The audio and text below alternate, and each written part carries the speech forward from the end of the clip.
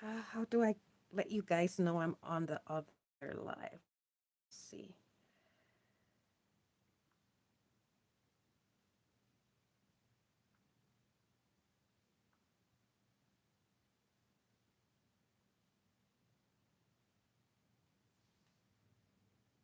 Hi, hi. Okay, yes. See, but mobile doesn't let me see the chat that well. I just see it a little bit below the video, and on the computer, I see everything and I can quickly type and, you know, answer you guys.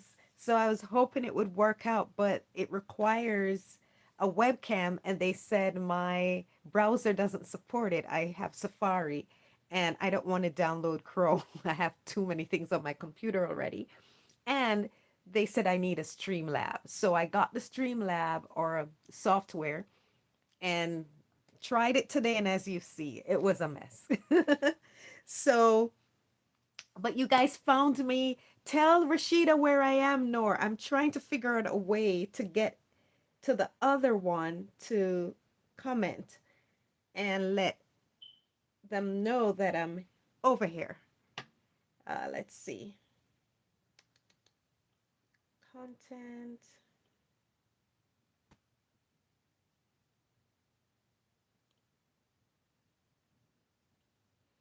I can't see. Um,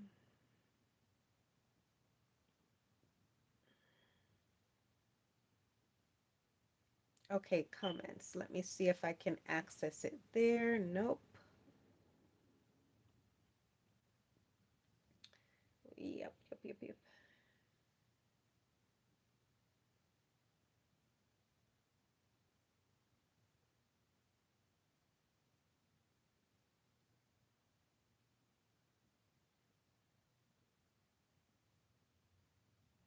Why can't I access the comments?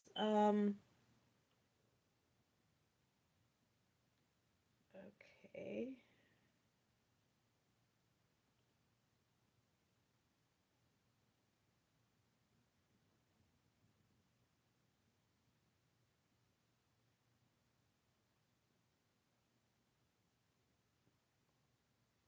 It's so weird. Okay.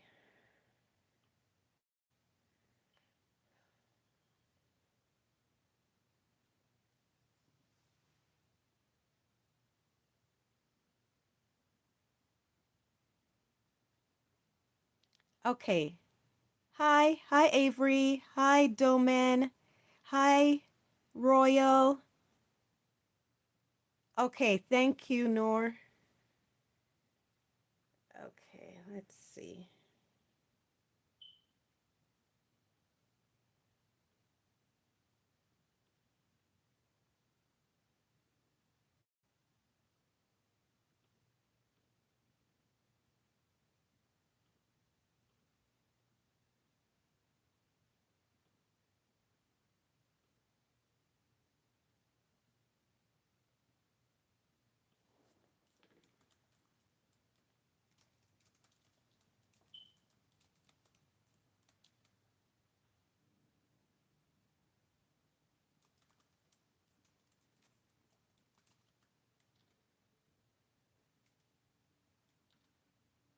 Okay. Hi, Lebanon. Lebanon here. Hairline. That's a funny name. Hi, guys. So I'm waiting for Rashida. Let me know when Rashida gets here, Nor, so we can start episode 2 of season 6 of The Walking Dead. So, ha- is anyone here new to The Walking Dead? I don't want to spoiler it for you. We're all the way in season 6. For episode 1, we had someone who was watching it for the first time and had only gotten up to season 3. So we had to say goodbye to her. We're like, don't, no, no, we'll spoil it for you. So I don't want to spoil it for you. Hi, Missen. Hi.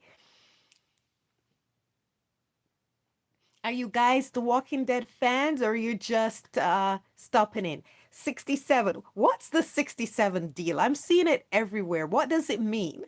Is it just to troll? It's just, oh, say 6'7" and it doesn't really mean anything. What is it? I'm not Gen Z, as you can see.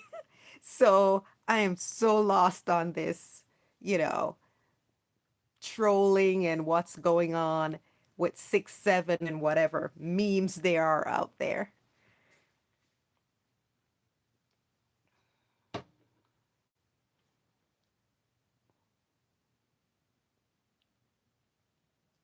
So I know Noor and Rashida are the walking. Where's Rashida?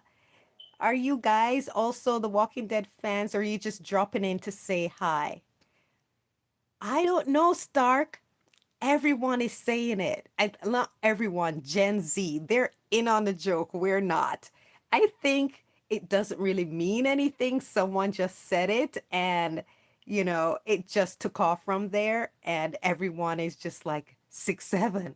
And they're like, other people are like, what is it? What's 6'7"? And that's the joke that it really doesn't have any meaning, but it's puzzling to people who are not Gen Z or Gen Alpha or whatever. Oh, what time is it for Rashida? You may be right. What time is it for you, Nor? Nor is like a whole day ahead in Alexandria, Greece.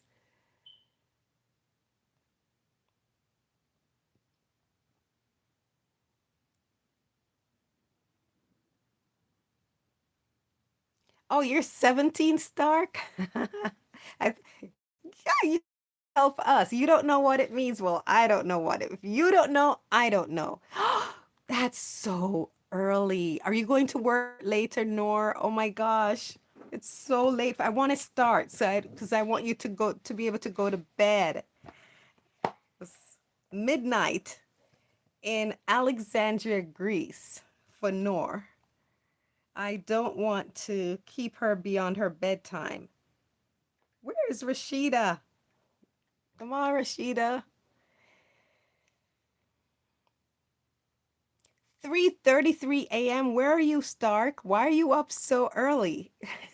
Or you didn't go to bed at all? Okay, Norse, so you can sleep in. Okay. So you can hang with me and sleep in. Where are you, Stark? And do you watch The Walking Dead?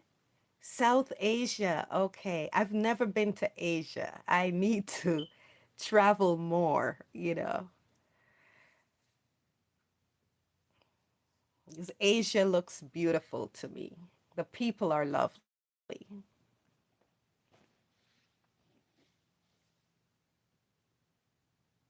I know, she just disappeared. I sent a message to her that here.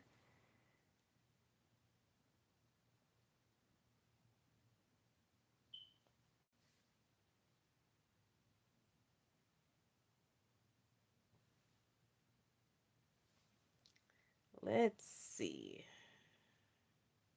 Oh, did you hear the news, Nor, that a few Rishon fans have been visiting London to see Andy's play. I think today was the last day. This was a curtain call for his play, Lady in the Sea or Lady by the Sea, whatever.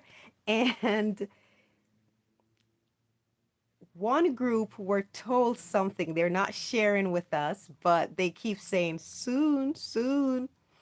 We may get us there, get an announcement soon. And as we know, when Andy was doing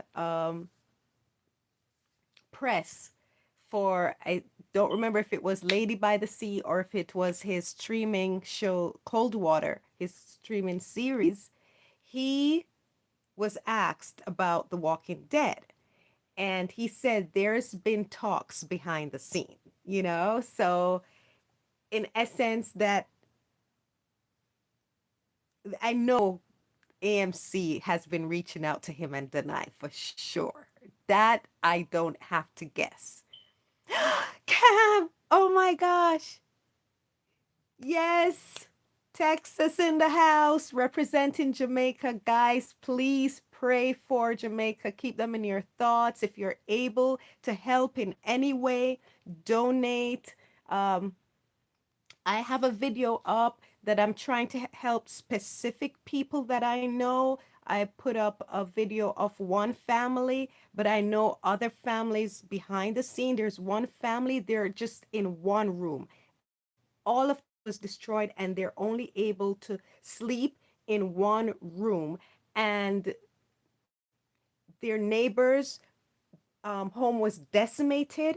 And one of their neighbors has a kid and they have nowhere to sleep, so they've joined them and everybody's sleeping in this one little room. It's not even a room, it was a patio that had a cement ceiling, so they push like mattresses in there and they're all sleeping on that. It's dire. There are people that have nothing. So I put up a video and I thank you so much, Cam. I'm sending money and I'm sending money that's been donated. But one family told me they don't need money, they need food. So my mom is away. She's in Florida. When she gets back, we're going to pack a barrel and we're going to ship it to them. Hopefully they receive it. But for the family that I put the video up, it's on this channel. Please watch it. And if you can, donate. If you can't, please pray for them. And if you want to donate to a different organizations, that's fine, just as long as people are getting help.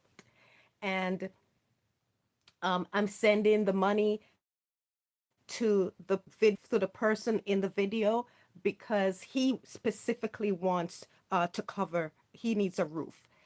So I'm helping with that, and that's what that video, those donations are for. So thank you so much, Cam J. I don't know. I have no idea. I tried. We were on another live and it was a disaster, Cam J. Thank you so much, Nor. I appreciate it. I appreciate it so much. And I, yeah,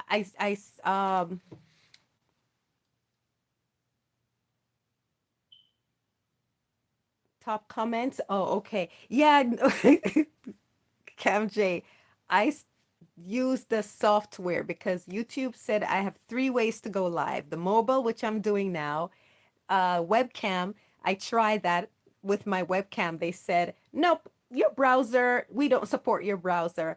And then they said use a software. So I looked up what's the software I can use, and I found one, set it up, worked on it all night last night, went to bed really early this morning, trying to, wanted to do the live today because I was trying to understand the software. Went live. It even had a, it's like the live is coming. It's announced it, and Nor and Rashida came, and we went live, and it was a disaster. Everything, the echo, the stream was a mess.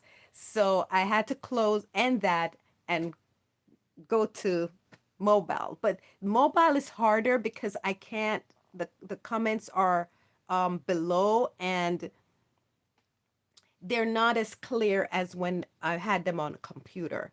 So, but we have to go with what works. So I have no idea what I'm doing. And the crowns, I guess the as Norse said, who has the most comments. So we're waiting for Rashida was here and she disappeared. I don't know where she went. But we were talking about Cam J that a few Rashonas went to London to see Andy in his play, and we're getting bits of news from them. Yes, Nor, we're learning together. And we're getting bits of news from them. One, we heard from Andrew himself that there are talks behind the scene because the interviewer asked him, of course, about The Walking Dead. And he said, yeah, there are talks behind the scenes about him coming back. But it's not about The Walking Dead because the Rishoners who went to see Andy, they keep hinting that it will be an announcement soon about the ones who live.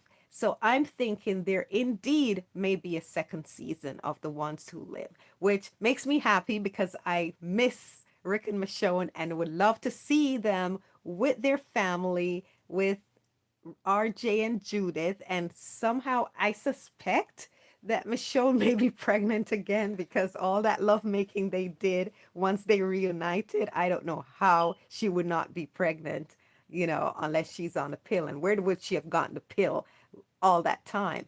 So I think I would love to see them as a family, see Rick with RJ and uh and what's happening. And I think there is more story because remember, they didn't destroy the CRM.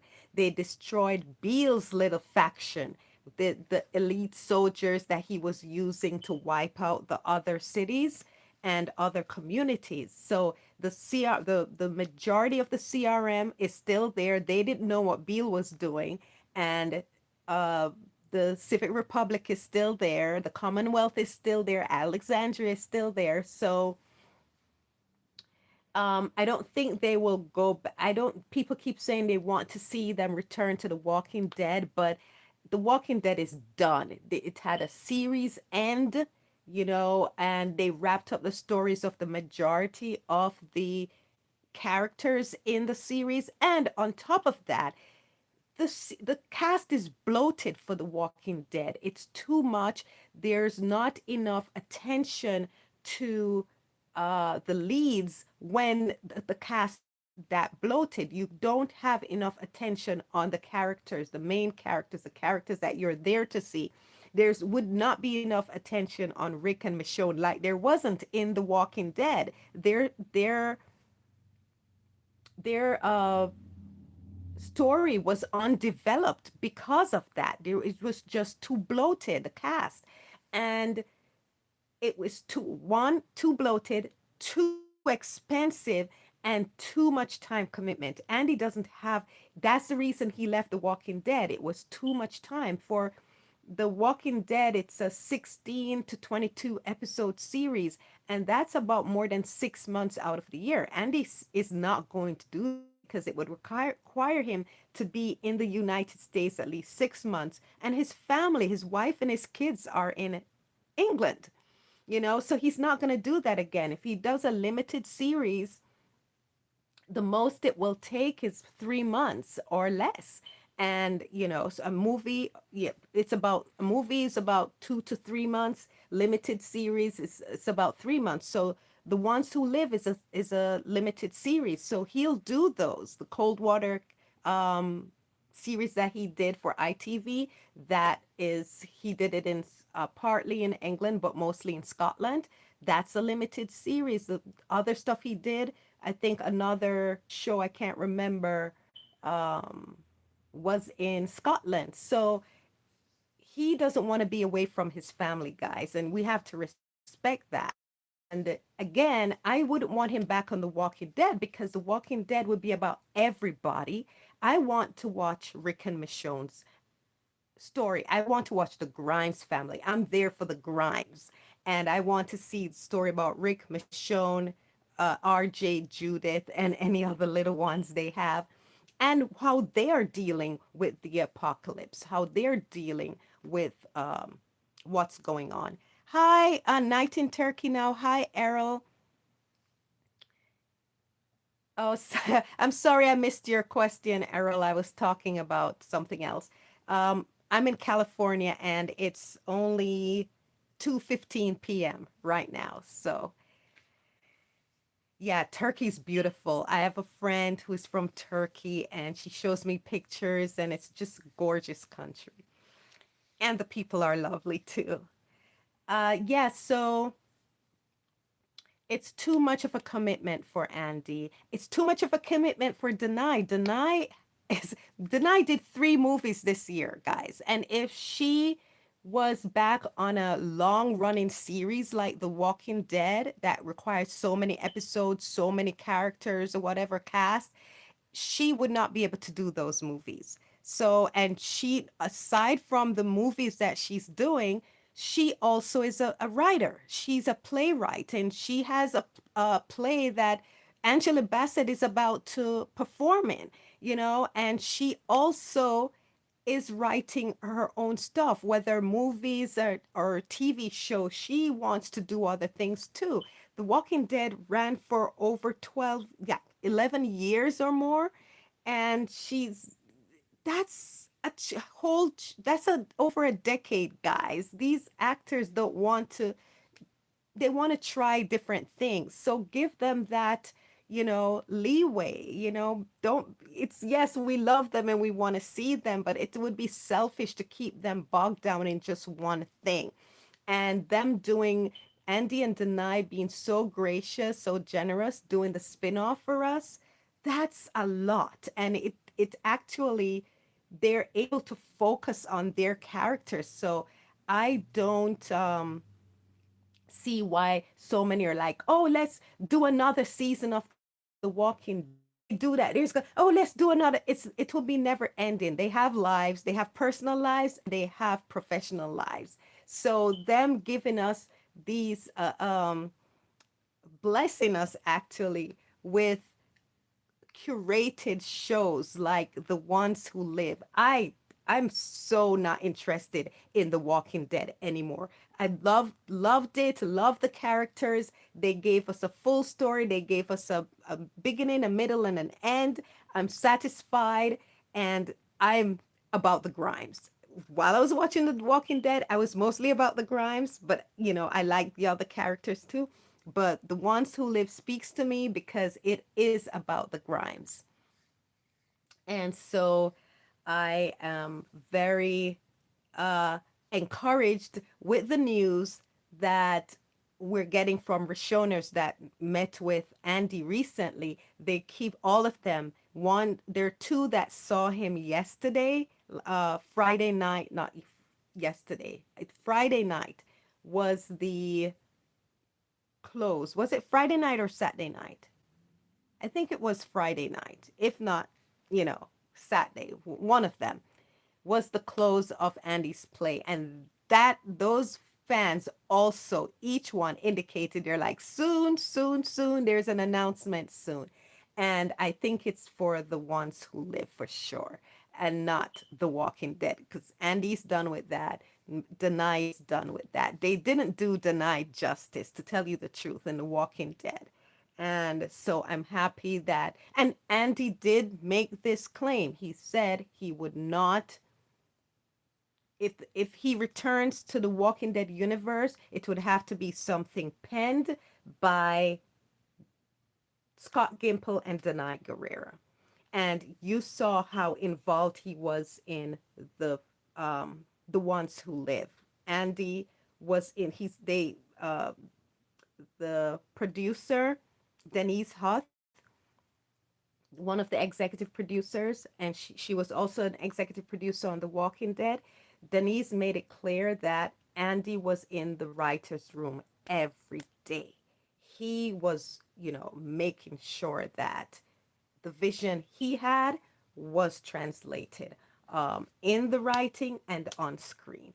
And the show was curated by him, Denai, and Scott Gimple. So, and he said that's what he would return to. And now Rishonas who saw him recently are hinting that's what's coming. I want to see a season two because, as I said, I love them. I love the Grimes family, and I would love to see their dynamic as a family now that they're reunited, and how they'll approach the world. And there's a lot of story for them to get into.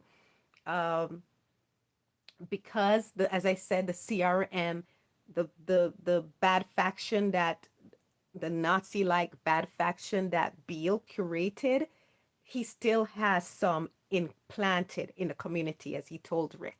There are sleeper cells out there. So, and the CRM is still there, and the Civil Republic. So there's still stories, and I'm wondering if Rick will become a leader or he just wants to stay with his family. But what he wants and what will happen are two different things. So yes, I want to see them. But I'm also conflicted because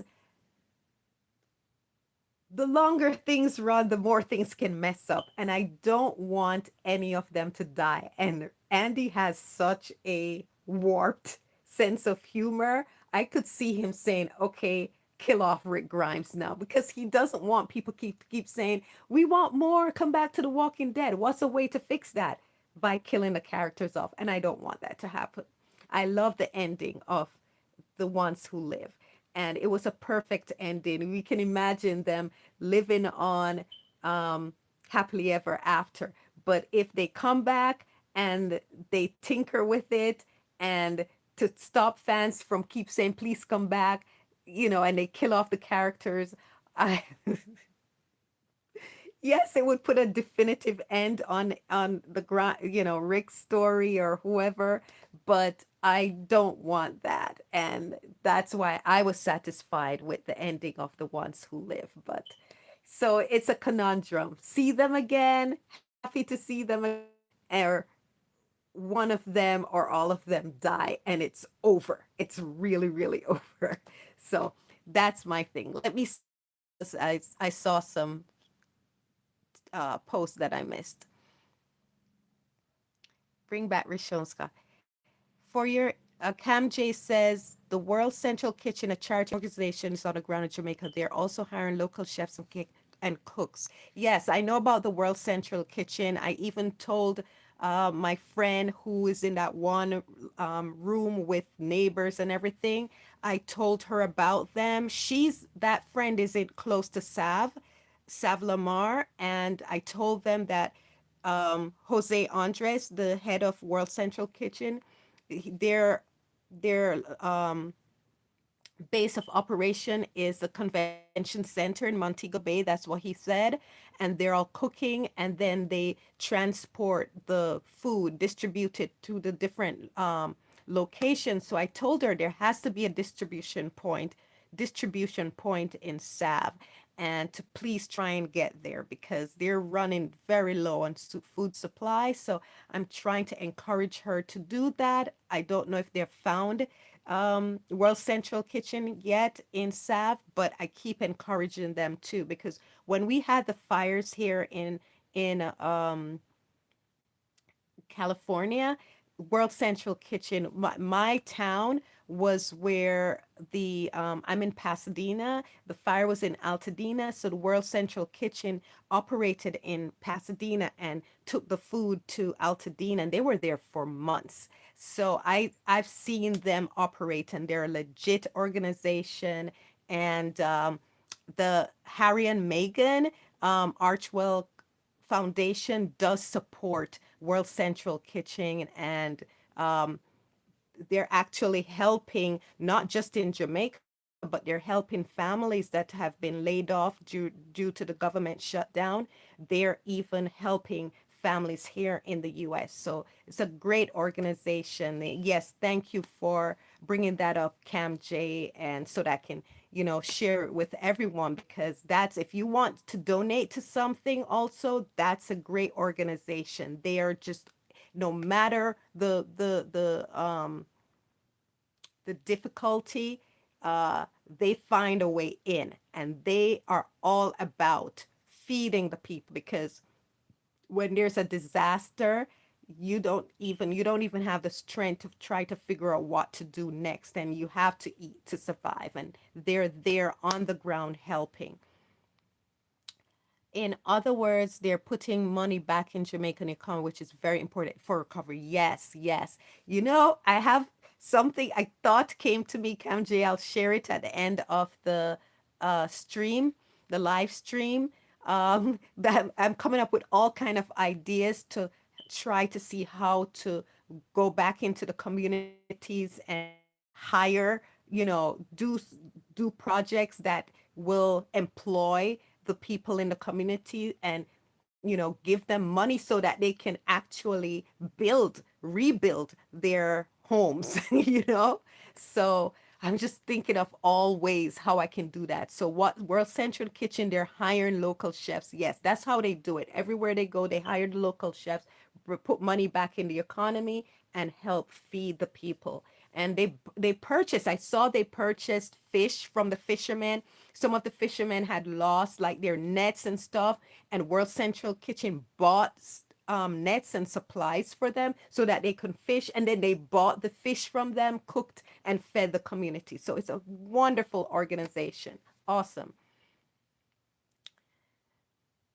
Did you watch Cold Water? No, I didn't, Nor. I wanted to watch it to even react to it for the channel, but I don't have access to it. It was on ITV, which is a British channel, and I don't know the equivalent of it here. And on top of that, then I know that ITV sold it to different distributors. So the last I heard, Showtime bought it. I don't have Showtime. I only have Netflix. I do have Disney, but for a very short time, I got a really good deal on it last Christmas, and I think it ends this month. So I think, yeah, I just reacted to Fantastic Four. I had Disney all this time and I wasn't reacting to anything on it because one, I didn't have the time, and two, I couldn't really find anything that I liked to react to, and it takes a lot. I reacted to it, I recorded it, I recorded the reaction, and I started editing it, and I'm not even a quarter way through editing. Editing is very tedious, hard work. What I'm figure under because I couldn't understand how some reactors were just putting out reactions every day. I'm like, how? Even though they're full-time YouTubers, I still don't see how they do it because there are days like I'll have a day off and I was like, oh, I can edit and finish edit. I only get to quarter ways through editing. I'm like, how do they do it? How are they putting out these videos every day like that? One, a lot of them hire editors. So they hire editors and like they would give them 5 recordings and they're editing and they do it ahead of time so they have these edits ready to go. Two, they have some software that plays the whatever they're watching, whatever they're reacting to, the software records it live with them while they're reacting so that when it comes to editing, because YouTube doesn't allow them to, they can just put that up on Patreon. As soon as they finish recording, everything is there and they just put it on Patreon. And then for YouTube, they just cut out the they chop up a lot of the smaller video what they were reacting to without affecting their other recording. So they have softwares. I'm just figuring and learning this thing out. I see the software that most of them use for streaming. It was a disaster when we tried it north. So I am new to the game, learning and doing it myself. And uh, it's it takes me a lot of time and it takes a lot of effort and I'm doing the best that I can. So I don't know when I'll finish the Fantastic Four. I edit every day. Every day I edit and I still cannot get ahead. So that's why I had to now resort to doing lives for the episode reactions because I don't see it was taking too long.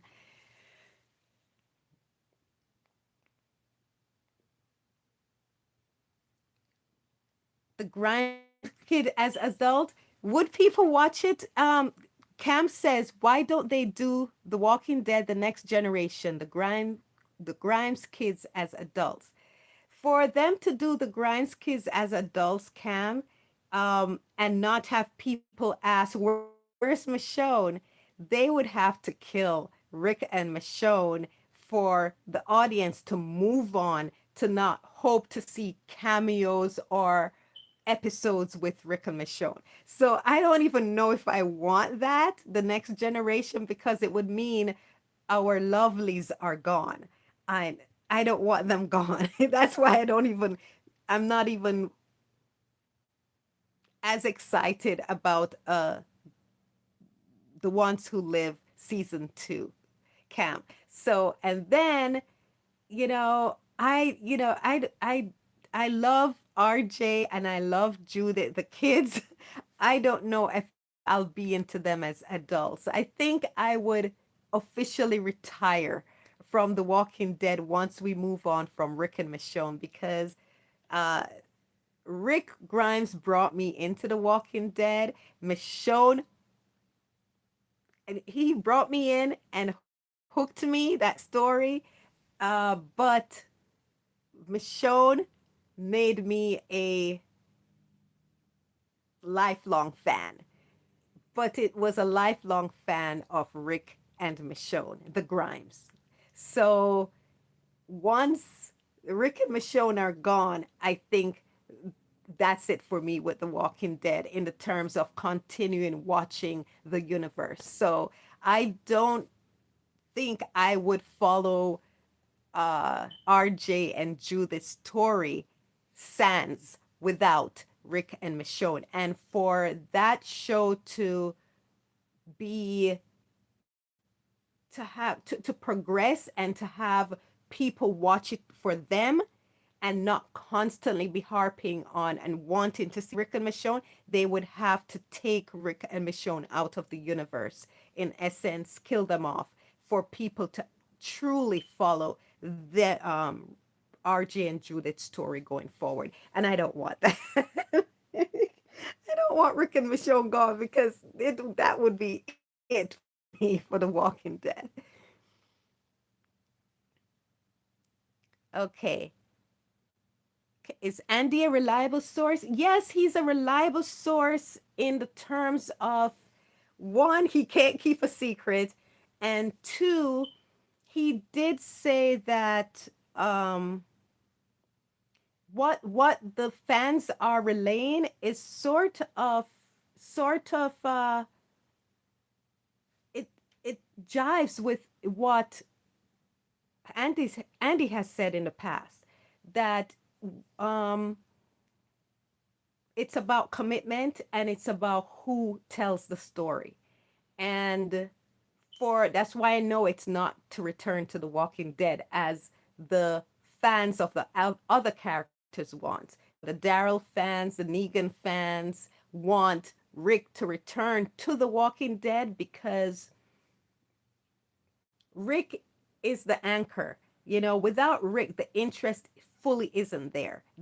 Those characters have their fans, but for The Walking Dead as a whole, Rick is who really gives the story. It's his story. He is The Walking Dead. And without him, it doesn't it becomes a niche entertainment. It just becomes niche entertainment to those specific fan groups. And so they want Rick in their favorite characters' stories to bolster their characters. And Rick was doing that towards the end of The Walking Dead, and I could see Andy was just not for it. And he's not going to return to bolster their character stories at his expense. So I don't see Andy returning for The Walking Dead. But as he said, the only thing that would have him return is a story by Andy and Denai, Scott and Denai, which means Scott, Denai, and Andy, truly, because it was the three of them that wrote that. Andy didn't physically write it, but they created it. Their ideas, it was his concept, everything. So it was their concept, right? And they created it. So yeah, he's not returning to The Walking Dead. He would be returning to the ones who live.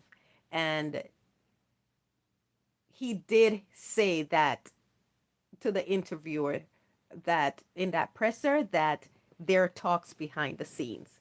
So, and then Scott Gimple showed up. Scott Gimple flew all the way to London to see Andy last week. And he was Scott is so weird. Did you see those pictures? Those faces were so weird. They looked like avatars. So,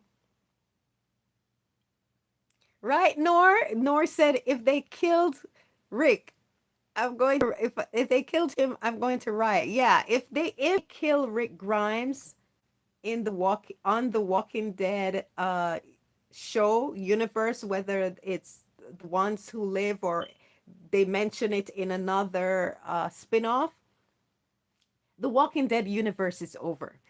That's why I was saying that's why fans of other characters want him to return to The Walking Dead to bolster their characters, their favorite character stories. Because without Rick Grimes, those character stories don't get the interest from the general audience. They just get interest from the fans for that character, which is a niche audience. So they need Rick Grimes to authenticate the story, and to authenticate, to give I don't want to use the word gravitas. What's the word I'm looking for? To give their characters stories relevance. That's the term. To give them relevance, right? So they just want to use Rick Grimes to bolster their favorite characters. And yeah, Andy's not coming back for that. So yeah, so if they kill Rick Grimes, there will be no interest from a general audience for anybody's story. That's why I was saying for the kids, Cam J, it wouldn't work without killing Rick Grimes. And if they kill Rick Grimes, the interest won't be there from a general audience. The same thing happened in the comics. They had what's his name? The guy that wrote the comics. Do you guys remember his name? His name is escaping me right now. I can see him in my mind's eye, but his name just won't come.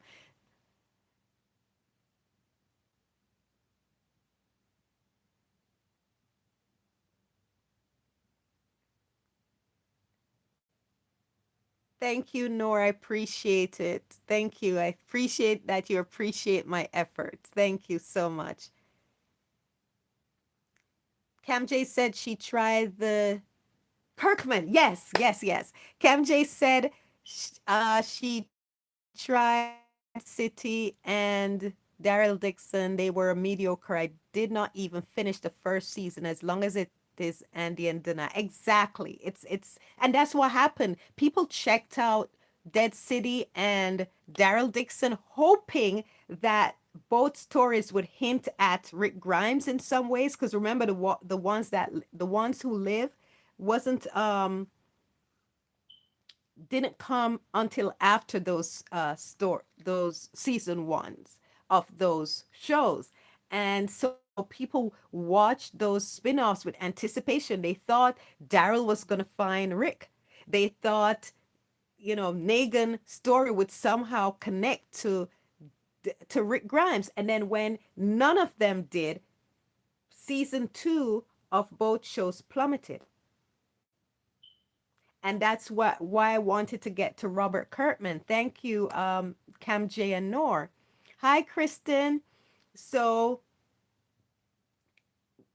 Kurtman said that The Walking Dead was about Rick Grimes, right? It was his story. We're going through the apocalypse, the end of the world through the eyes of Rick Grimes.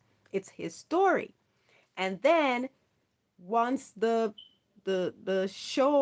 comics got the show and the show was going, and then Kurtman wrote Negan and that was his favorite character, and the same thing happened on the show. For some reason the writers and the executives loved Negan, and they knew that Andy wanted to leave, so they wanted to pull back on it being Rick Grimes' story and push the other characters forward. They even sacrificed the characterization of Rick to push Negan, as trying to make him an anti-hero and saying if we had followed Negan in the first place, Rick would be the bad guy. That's why they had Rick kill uh, those saviors uncharacteristic, uncharacteristically after promising that he wouldn't.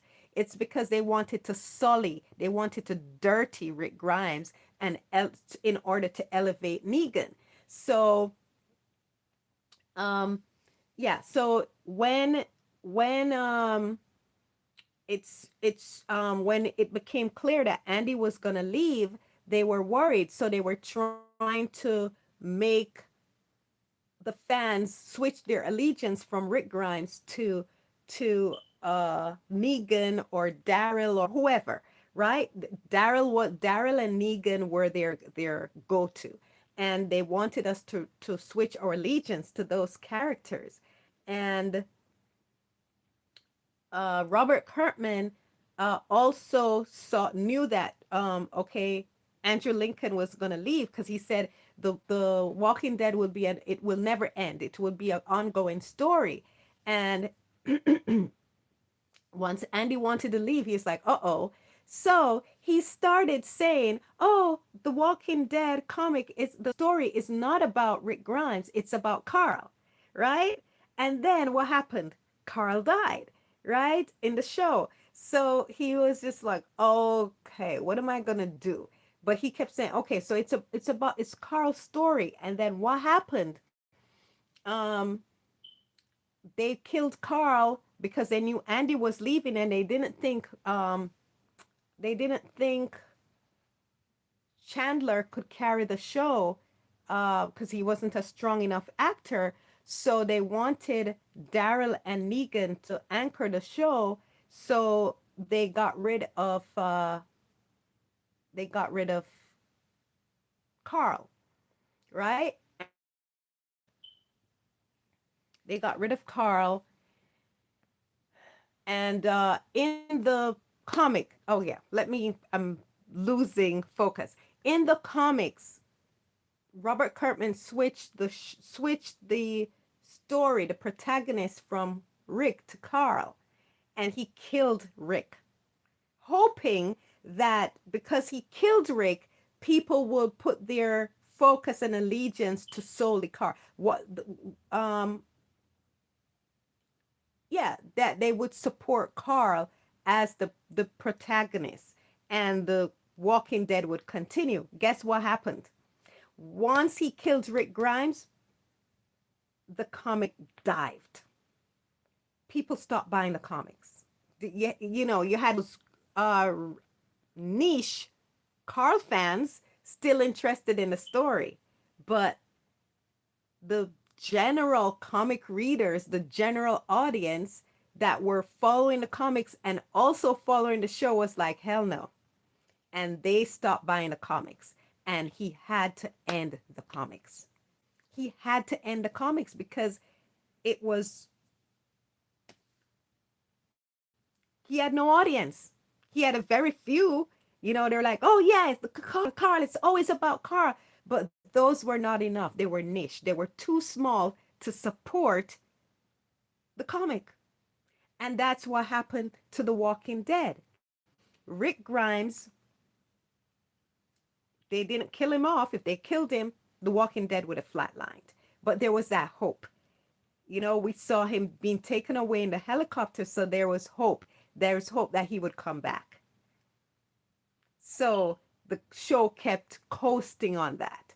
But the day The Walking Dead, even though the show is over, you have the spin-offs. The day if they kill Rick Grimes, the Walking Dead universe is over. Because even with Rick Grimes alive, when they watch the spin-off of Daryl Dixon and Dead City, the fact that Rick Grimes, those shows didn't connect to Rick Grimes in any way, the ratings plummeted. And then we had the ones who live. The ones who live, yay, Rick is back. And we saw Rick and Michonne reunite, and Rick and Michonne reunited with their babies, with Judith and RJ. What happened? The fans saw that, okay, the story was complete. They know that he's not going to Dead City. They know he's not going to Daryl Dixon. What happened? Those shows' ratings plummeted even more. Daryl Dixon's ratings dived. It's like almost dead because the interest is not Daryl Dixon. Even though on the show, The Walking Dead, they try to make it that way, and people think like, oh, he is the cash cow, whatever. No, the real The Walking Dead, the real cash cow is Rick Grimes. It's just that they knew he wanted to leave because he needed to go be with his family, right? So they were pushing Daryl Dixon and others to try to compensate for that. But the interest, Daryl Dixon has his fans, but, and Rick Grimes has his fan, but Rick Grimes has his fan and the general audience sees him as the Walking Dead. Daryl Dixon has his fan when Rick Grimes is not in his story, he just has his fans. So that's why you also have so many like Daryl fans, Negan fans, Maggie fans, Carol fans who hate, hate that Rick's story is about his family, Michonne and RJ and Judith. They want Rick Grimes to service their character. They want Rick Grimes to care not about his family, but to care about their favorite character and to service their character, go to their shows or do a show with their characters so that their characters will not just have those niche audience, but bring the general audience with them, with him to watch their character. So they used to, prop and they used to hype and prop their characters on the back of the audience that Rick Grimes brought and think it was their characters that was bringing the audience, but it wasn't. You know, this all that has happened after The Walking Dead revealed the truth. They were riding high on that audience that the Rick Grimes story built for a very long time and giving credit to their characters for it. But now that their characters get their own show and to shine, their ratings have plummeted because once the audience realized that their stories are not tied to Rick Grimes and his story, they lost interest and they left.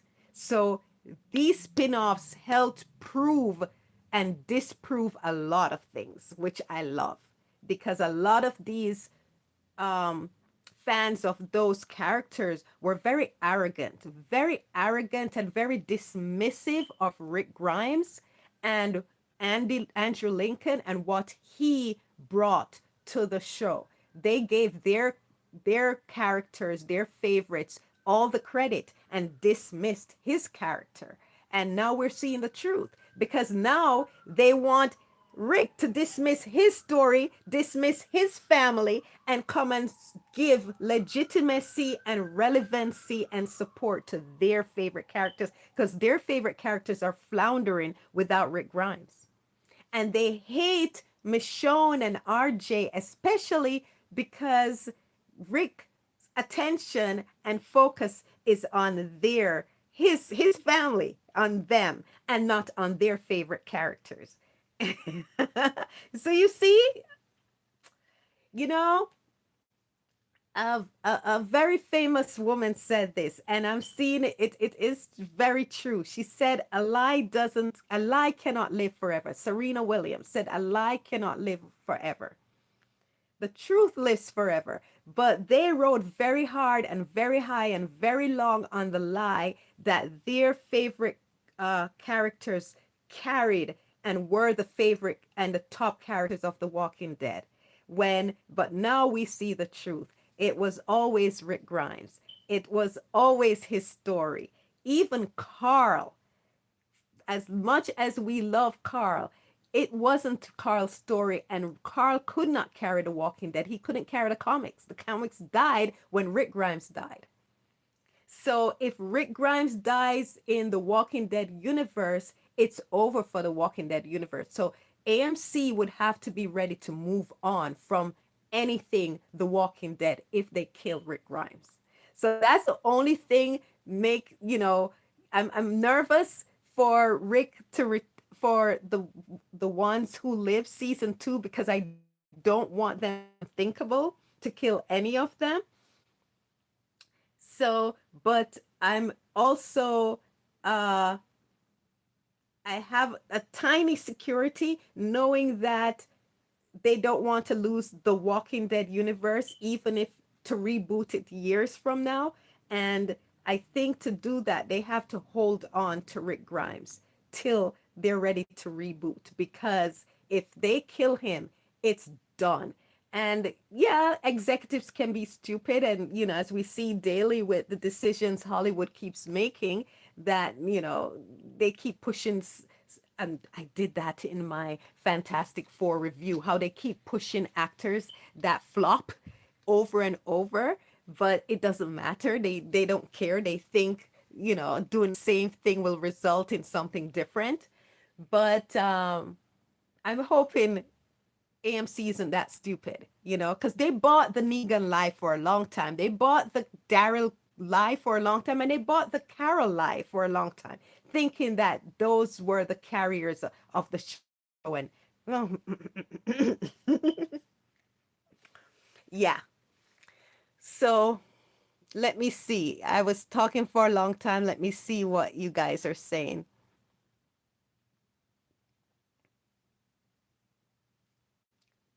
The ones who live is the best. Of course, Kristen. Of course. You got it. You know it. You say the truth. That's true. Cam J, there may be egos at play wanting to be the star of their own show. Yes, Cam J, there are egos at play, but reality has smacked a lot of people in Kabuza. You get what I'm saying? Because it shows who the real star of the show is. And egos were at play and they did buy into the hype. They bought into the hype. They thought they were carrying the show, but reality paid a visit.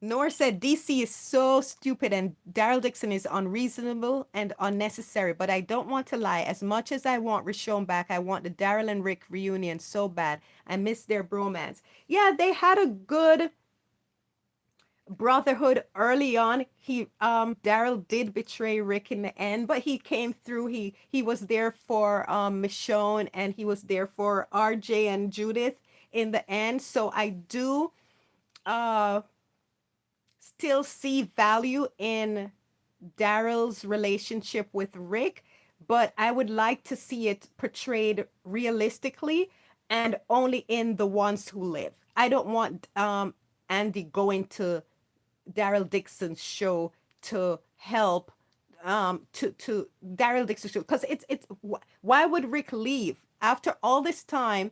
Him not wanting to lose any more time with his kids. Why would he leave to go to Spain or wherever Daryl is to join him on his adventures when his family, he just got back his family after 8 years. So it would not make any sense.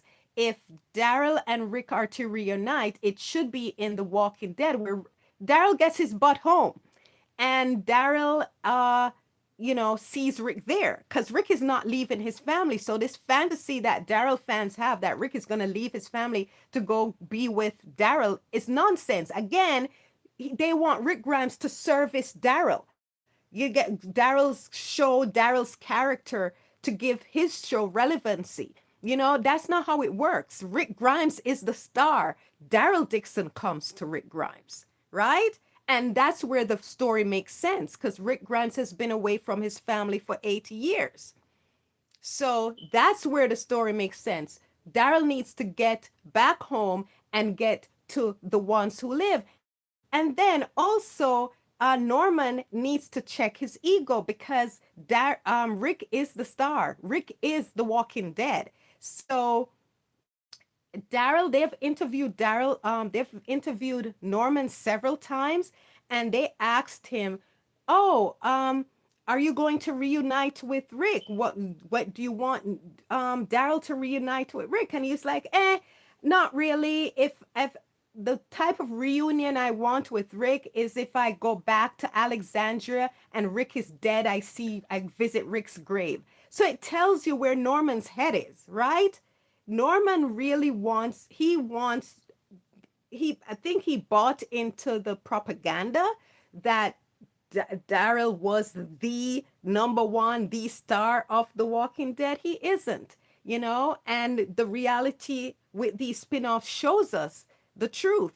But so I don't think he wants to play second fiddle anymore. And if that's the attitude, then the ones who live did fine without him, and the ones who live will continue to do fine without him. If he wants to join in the ones who live as a team player, knowing his place and knowing that he is support to not to he's support to Rick Grimes, that's fine by me. But it even gets even more complicated because he's not only going to be support to Rick Grimes, he's going to be support to Michonne Grimes too, because Michonne has jumped over Daryl Dixon, right? Just like when The Walking Dead started, Lori Grimes was over Daryl Dixon and all the other characters. It was Rick Grimes, Lori Grimes, and Shane. Those were the stars. That was the story. It was Rick's story, and that was Rick's nuclear family. Lori and Carl, and Shane was the antagonist in the story. Rick the protagonist and Shane the antagonist, and it was a battle over Rick's family.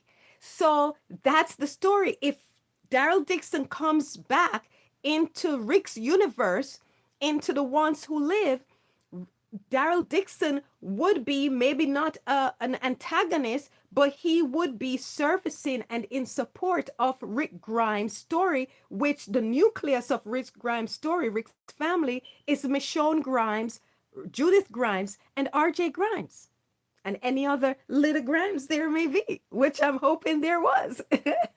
So there was another little Grimes. So that I don't know if Norman has the humility to come back into that universe as a support to Rick Grimes' story like he did originally in the beginning, right? Because he came in as a supporting actor, a supporting cast, and he was fine with it, and he was a great team player up till the very end.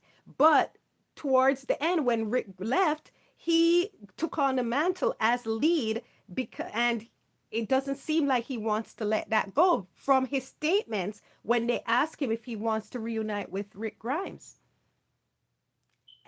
So it comes back to what Cam J was saying. There are egos at play.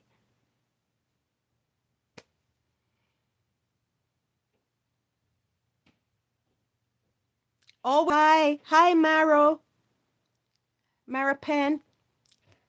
Nor says, Cam J, I don't think it's about the cast egos. To me, it's more like the writers milking it to keep the money coming. I hope their greed don't lead them to ruining our show. It already, their greed already ruined the show, Nor. But there are egos at play. There are egos at play, and the the the AMC is going to milk this to the end. And that's what I was talking about earlier. The only way for the Walking Dead franchise to continue and not die is they cannot kill off Rick Grimes. If they kill Rick Grimes, it's over. It's over.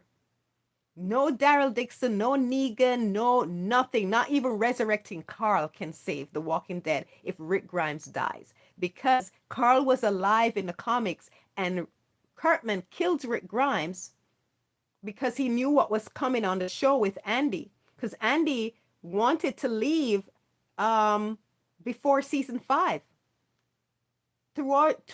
He said season 4, they were already talking about it. It's just Andy kept delaying it. He kept delaying it because he was so tied to the show. His heart was still there. but his family was calling him back because his wife and his kids lived with him in the early seasons in Georgia, but his wife wanted to leave to go back to England and raise their kids in England. So they were doing a separate household, and that was taking a toll on his family. So he, for a very long time, he wanted to leave, and but it's because of his love of the show, he kept continuing, and he fought for Rishon, and he wanted to see Rishon fulfilled, and he it was fulfilled, and they even had a baby. Andy got what he wanted. He wanted Rishon, and um he wanted to have Michonne to have Rick's baby, and he stuck around for that, and then he went away and was so they knew for a while. That's why Robert Kirkman killed off Rick, thinking that, oh, he could salvage the comics through Carl. Once you kill Rick Grimes, you kill The Walking Dead.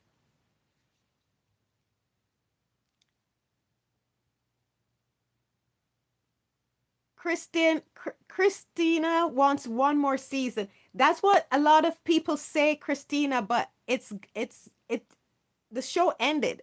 The series ended. They wrapped up too many of the character story, and it's a lot of money. Hollywood is bleeding. I'm in the industry. I work in the industry, and the work is scarce. If you get a job on a show or a movie, it's before people were very ungrateful. They were very arrogant, they were very rude, they were very selfish on movie sets. They would talk to anybody like garbage, you know? Everybody was like dismissive, everyone was miserable because the hours are very long. They're usually it's 12 hours working. When I say working, while the camera rolling, setting up, blah blah blah. But it was way more, 16, 18 hours, because you have to go to location, you have to set up, you have to, then when the crew and the cast start coming in, so all the trucks and everything, it's like an industrial complex. It's a lot to make a movie and a show. They bring in, huge um tractor tr- huge trucks.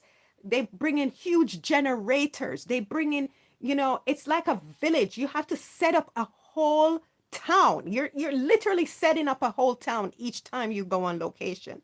And if you're on a studio lot, you don't have to set up the whole town, but the carpenters are working, the electricians are working, setting up the sets, building the sets, the costume, the production designers creating the world, the costumers. They have to, at the end of the day, they gather all the costumes, they have to sort them, they have to take them to the cleaners. So they're there for like 16, 18 hours. Then they have to pick them up at the cleaners. It's a lot of work. So everybody's on edge, they're tired, they're rude, people are upset.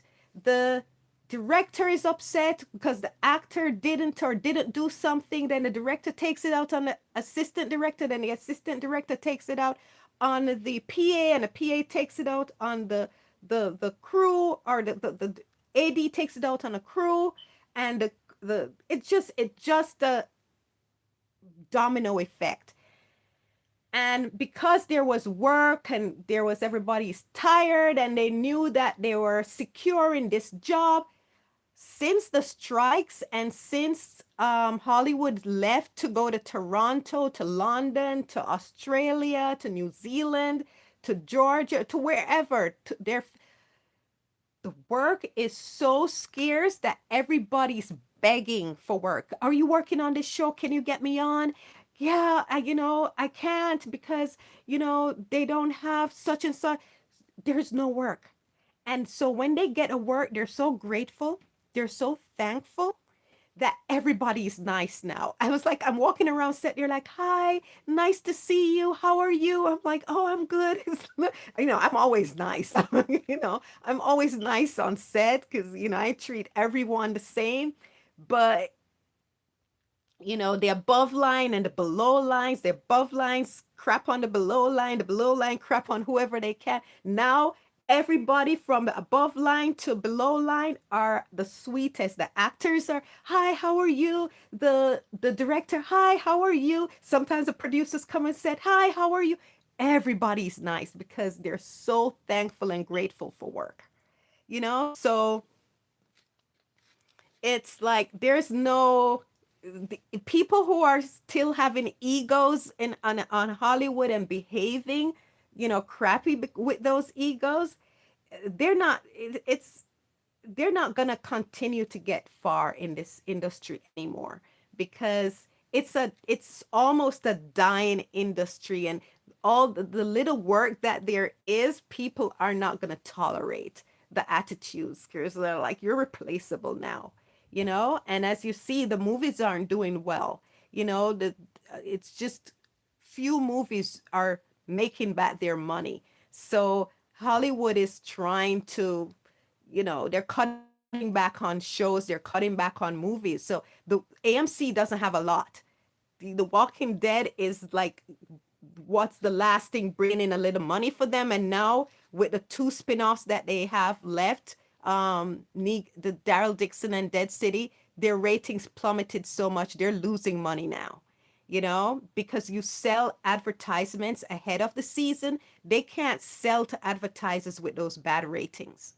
The advertisers aren't going to pay top rates for to advertise on shows that are not getting views. So, it's like, yeah, I don't think that they will so easily get rid of Rick Grimes. Even if Andy doesn't return to any of their shows in a in a near future, I don't think they will willingly get rid of him until they're ready to reboot the whole universe. And then if they kill Rick Grimes and reboot the whole universe, everybody knows there's no point in watching it because Rick Grimes dies in the end. So it's not in their best interest to kill Rick Grimes. And it's not in their best interest. Oh, it came Christina was saying she wanted one more season. It's not. I don't never say never, Christina, but from my perspective, they, why went on that whole rant about how Hollywood is what's going on in Hollywood right now. AMC doesn't have the money. To do The Walking Dead is a lot of money. It's a lot of money. It's a lot of cast. It's a lot of, and Andy is not going to do it. So how are you going to do it without Andy? Because it takes too much. Yes, his kids are grown now. When I say grown, he said they have their own lives now because they're teenagers doing their own things. So he can probably, go away for longer, but he still has a wife. She wants to stay in England, right? So he doesn't want to go away for so long. And as I said earlier in the live in the chat, that they want to do other things. He doesn't want to be play just Rick Grimes for the rest of his life. It's a great role and it afforded him a lot. And it seems he's willing to do it for short periods of time now and then. Evidence, the one who lives, and he said that's the only thing he would come back for. So that's why I keep saying I don't think he's coming back to The Walking Dead, because versus the ones who live, because one, it's too much time commitment, number one. Two, the egos, they're not going to want to be supporting to Rick Grimes. And if like a Daryl and a Negan and whatever, they're not going to want to do that. Two,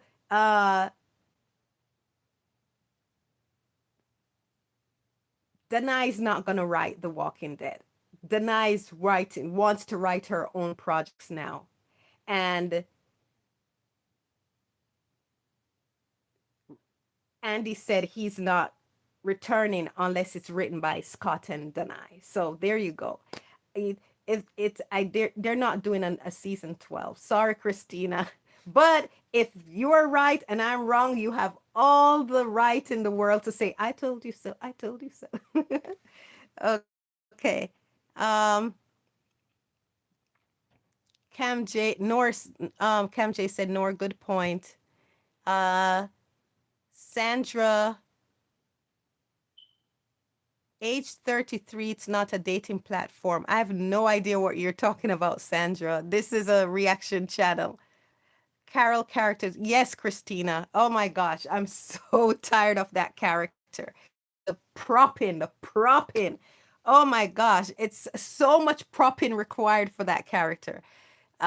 So that's a character I do not want in The Ones Who Live. That's because she was never a friend to Michonne, and she was always trying to sabotage Michonne. She's not a friend to Rick, not a true friend. And Rick doesn't see her. Rick sees her as an part of his group, his extended family. But remember in episode 1 when he said, "You're not gonna." Remember, he's plotting with Carol.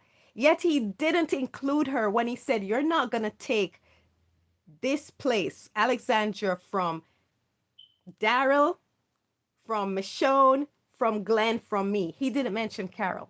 He's plotting with Carol, yet he didn't mention Carol as one of the people he's seeing Alexandra belongs to because he knows her. She's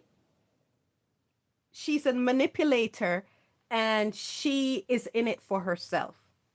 If it doesn't benefit her, she doesn't care. She's a selfish character, and even though Rick plotted with her, even though Rick sees her as family, he doesn't he's not deluded about who she is, so, and she wasn't there for Michonne. um she was there for RJ and Judith late. She sort of assisted Daryl while Michonne was gone, but she was never uh there in a sense of, she was, in my opinion, she was not a friend to Michonne. And there are times that she actually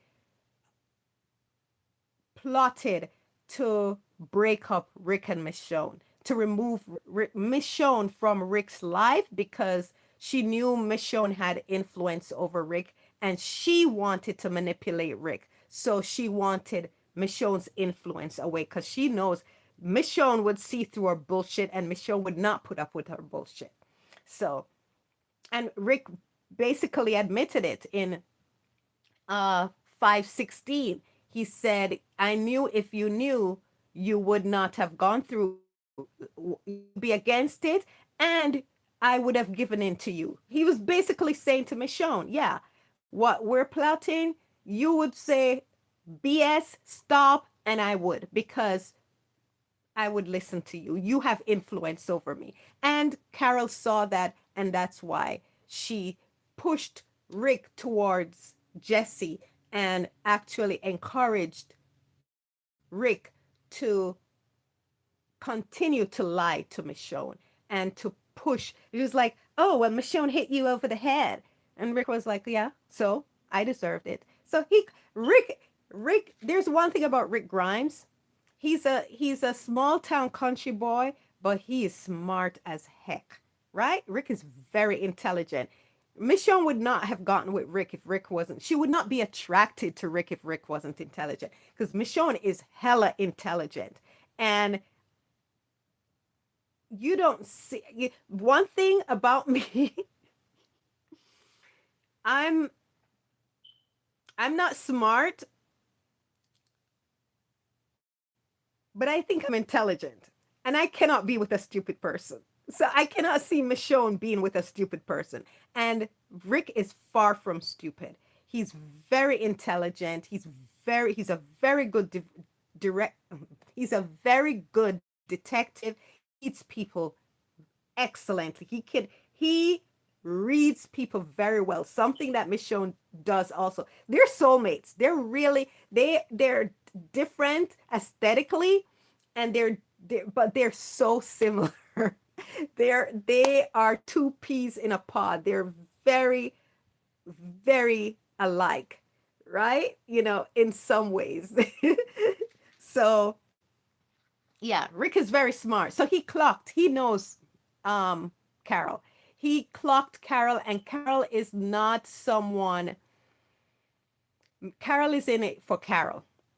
Carol is a selfish, manipulative character, very selfish, very manipulative. And,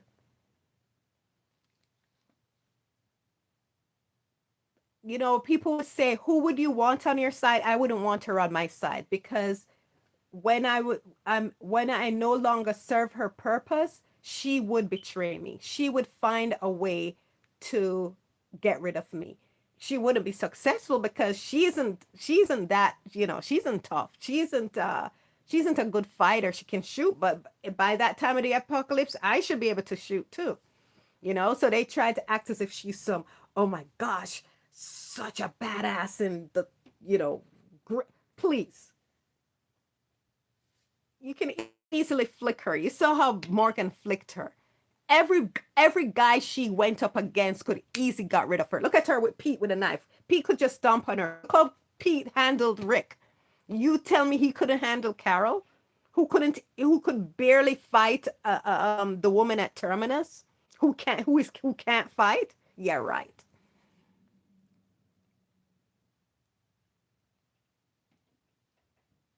I agree. Raspberry says I agree. Plus, he didn't mention Daryl when Michonne was the one who brought him up in The Ones Who Live. Daryl fans were so pissed he moved past the Daryl mention. Daryl got him into the situation where he lost out 8 years with his family. You see, they excuse everything their characters do, but they'll hold on forever to the slightest mistake Rick or Michonne makes. Yeah, miss me with them. Um, exactly, Cam J. Daryl betrayed Rick many times. Aaron was very loyal to Rick. Aaron's speech to Rick after he lost his arm made me cry. Aaron was a better friend to Rick. Morgan was a better friend to Rick. Who else was a better friend to Rick? Michonne was a better friend to Rick. Look how every time Rick did a plan, Daryl went against it. Look how quickly he betrayed Rick for Maggie.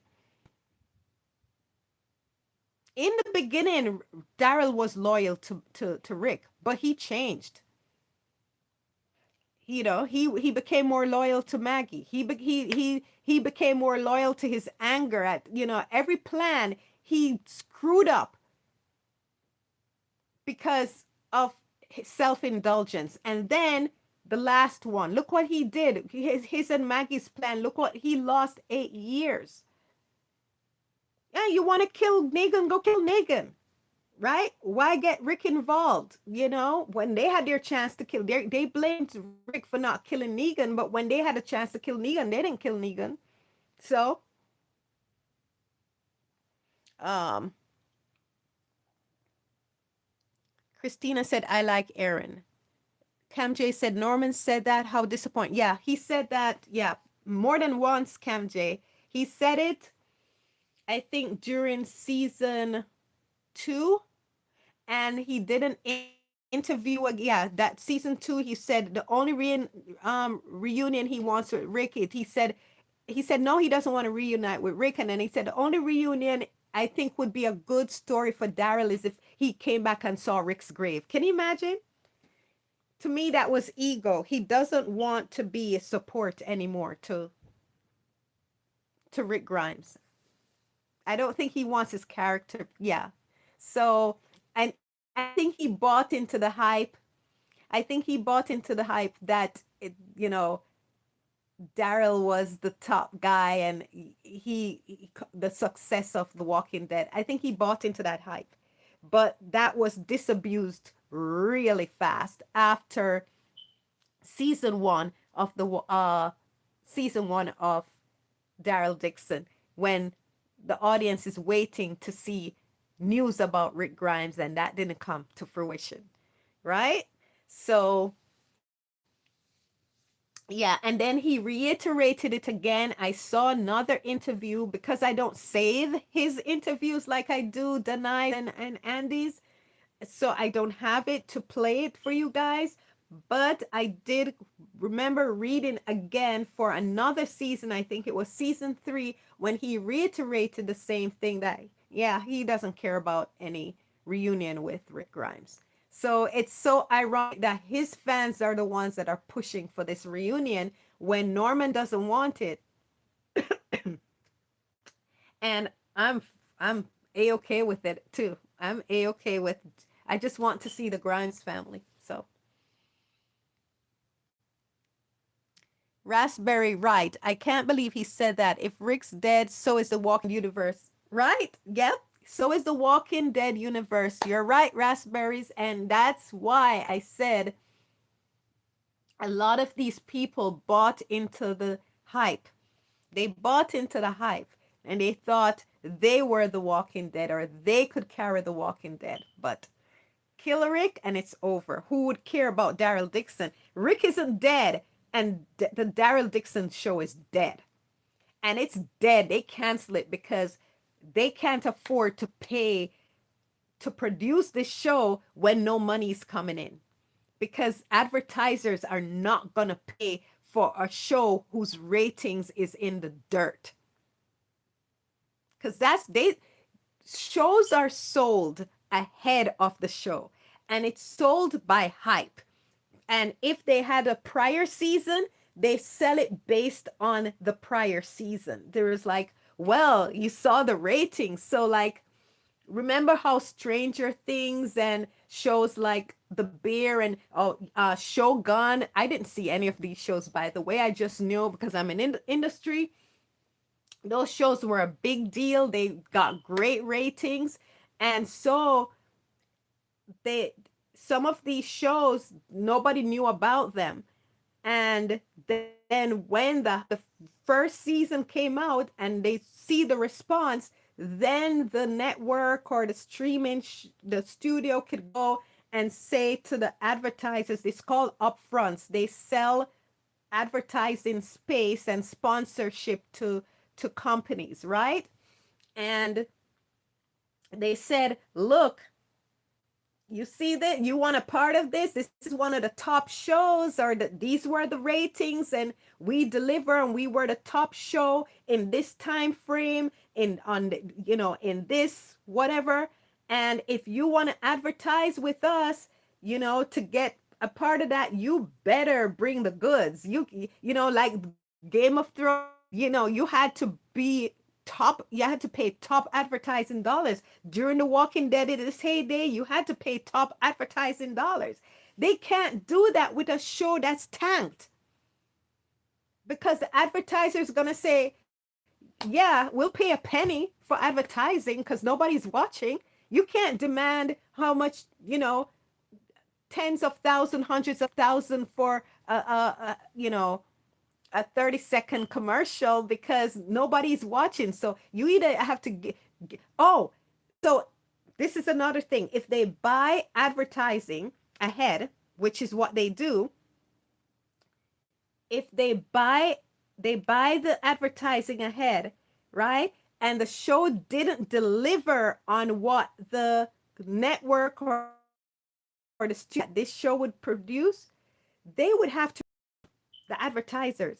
So AMC would go broke.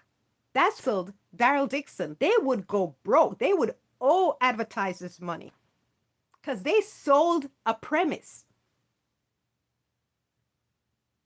You see, season 1 of Dead City and Daryl Dixon did okay because they were all anticipating news about the general audience anticipating news about Rick Grimes. And they sold advertisement based on season 1, right? But then season 2 didn't deliver. So they probably had to refund some of those advertisers or give them deals for the next season where you don't pay for a certain slot because, yeah, you told us the ratings would be this and it didn't happen in season 2. So, yeah, they canceled Daryl Dixon no more because you can't go. There's nowhere else to go. It's so low. It's the lowest ratings in the whole The Walking Dead universe. So that arrogance, thinking Daryl Dixon is the, you get what I'm saying? No, Rick Grimes is the. So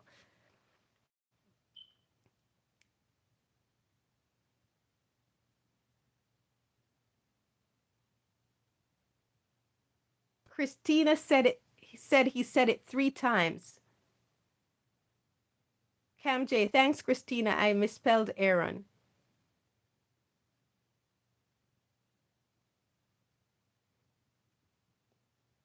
You're fine. I understand what you're saying, Cam J. Um, Rashida said, I'll watch this on Patreon. Robert Kirkman didn't do his comic justice. Oh, hi, Rashida. So glad you were back. I hope you're getting some rest. Yeah, you can watch this back on YouTube, and when I edit it, so it's more consumable because I rant, go on and on. When I You can watch it back on YouTube, and when I edit it and put it on Patreon. So get some rest, sweetheart. Don't sacrifice your rest for this live. Hi, BGS. I'm living in California, in Southern California. North says, Rashida, you made it. Yay. Yes, just wrapped up. Oh, you went to church. Rashida, I hope you said a prayer for me and for Jamaica. Daryl Dixon 3 was better than Daryl Dixon 2, Rashida says. North says, good. Now we can start the episode, Nadine. Let's go. But can you watch episode 2 and 3 because Rishon are not into at all? No, they're not. Okay, okay.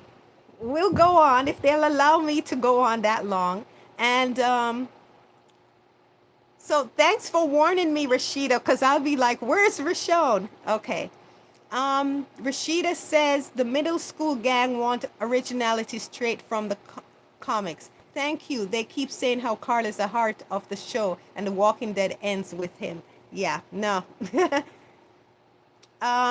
Christina says, when I said another was for the ones who live. Oh, okay, Christina. Okay. All right. So it's not The Walking Dead because I'm like, there isn't another season of The Walking Dead happening. That show is over. And Rashida says they probably won't let Denai write for the. No, they would not. Not only that, but Denai would not write for The Walking Dead. She's very busy. She did 3 movies this year, which are coming out in 2026. I can't wait. 2026 is going to be big for Denai. 3 big movies, and she's also has a lot of projects that she's written that are in production. So she's very busy. She won't have time to write the walking. She wouldn't have time, and I don't think she has any desires to write The Walking Dead. Writing for Rick and Michonne and their small family is one thing. Writing for a huge cast of characters that most of the characters when she was in The Walking Dead didn't give 2 hoots about Michonne. Please, no. Um, Rashida said Carol needs to stay in Europe. Oh yeah, please. I don't want her anywhere near the ones who live. To me, the character is no longer an asset. She was no longer an asset to. She was an asset in the early season of The Walking Dead. I will say that, but after a while, I was over her character, and then the nonsense, the foolishness, the caricature she became just made the show a joke and made the character a joke. And I don't want to see that spill over into The Ones Who Live. The Ones Who Live is so beautiful. It's so authentic. I don't want silliness in it. And Carol, unfortunately, the writing around her is based in silliness because her characters become very unrealistic and ridiculous. So, no. Um, Christina seeing that now in season 6. Yes. Raspberry says Carol was more of a friend to Laurie. I think she subconsciously doesn't like Michonne because she's Team Laurie. That could be the truth too. Raspberry, yeah, she doesn't like Michonne. Yeah, she does not like Michonne, and she's not a friend to Michonne. And I have no use for Carol. Even aside from that, she's not a nice person. She's a very manipulative and selfish individual. The character is. I have nothing against the actress, but the character is a terrible, terrible person, and I don't like her. Um, and then the writing around her got stupid and ridiculous, so it makes it's that character became a joke. So I don't want anything like that. I want authentic. I didn't even want what's his name in The Ones Who Live. I didn't want Gabriel because I don't like Gabriel, but I want authentic, solid, real characters. Okafor was wonderful. Nat was amazing. You know, even the redhead lady, what's her name? That was that passed that got gassed and she had the baby. She was these were grounded real characters. So I love the the writing for The Ones Who Live and the characters that populate that world. I don't want the ridiculous foolish characters from The Walking Dead to invade that wonderful space that Scott, Andy, and Denai created with The Ones Who Live. But great point, Raspberry. Yeah, she didn't. Yeah, she was not for Michonne for sure. Um, Rashida said that's interesting, Raspberry. Rashida, yeah, I always thought that she treated Laurie way better than she treated Michonne. Yeah, and Laurie treated Rick like crap. And she was all for Laurie. And now Michonne treats Rick so well, and she's not for Michonne. Well, maybe, no, I was gonna say something, but no, like, yeah, I'll leave it be. Um, Carol was always deceives. Look what she did to Sam. Yeah, she's, as it said, manipulative, deceptive, very selfish and agenda, all for herself. So yeah, I don't like that lady. Daryl, Rashida said Daryl is good, but he can't hold a show by himself. I'm sorry. As I said, I loved Daryl's loyalty to Rick in the beginning, and Daryl was a good character in that sense. He was loyal. He was a good tracker. He was a decent person, he was a decent person, and he did in the latter seasons make a lot of mistakes. He betrayed Rick several times, but I gave him allowances in a sense that people make mistakes, terrible mistakes, a terrible betrayal, but he rallied, he redeemed himself a little in being there for Michonne and being there for Judith and Carl. So I still see where he could have a place in their lives, but I don't know if the actor is willing to be humble and be a team player for on in The Ones Who Live, you know because of his statement, not because I'm making this up, but I'm just going off his statements that he made unite with Rick, that he would, you know the only way he would reunite, he wants to reunite, he thinks a good story would be to for him to come back and see Rick's grave.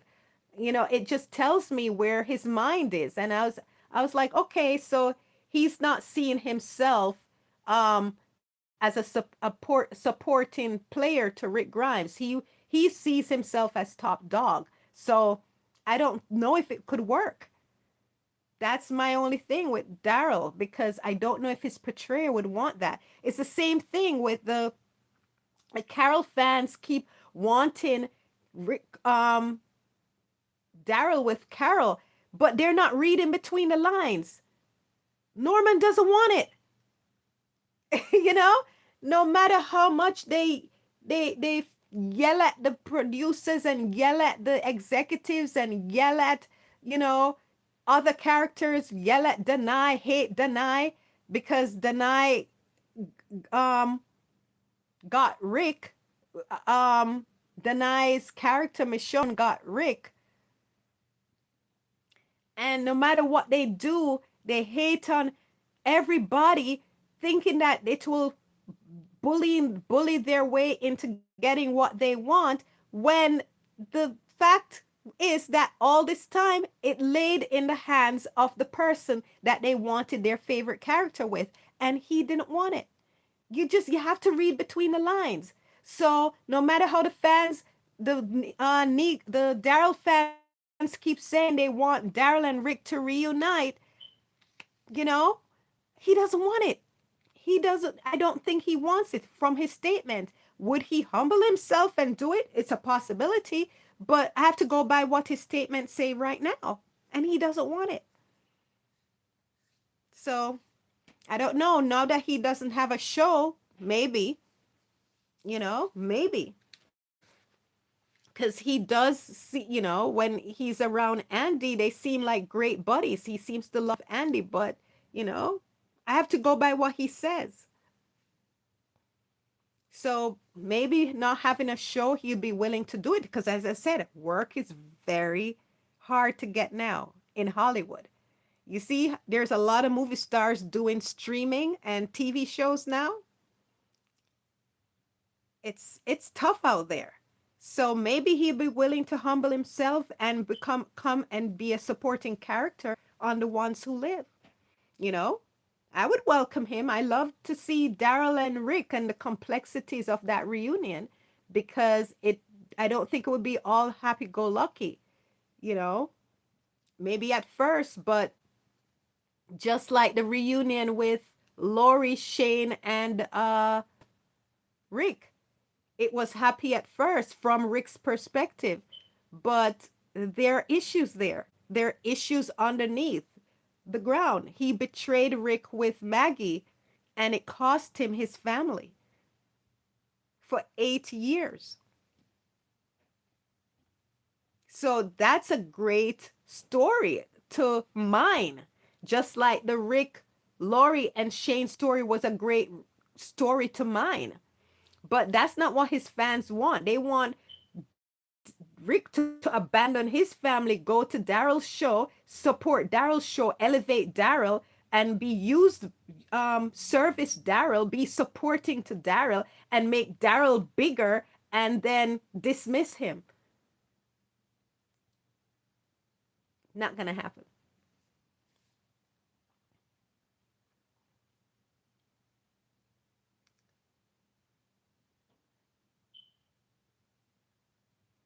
Thank you so much, Rashida. I'm so grateful. We need it. I need your prayers. Jamaica need your prayers. The prayer of a righteous person availeth much. So I will always be thankful and grateful for your prayers. Always.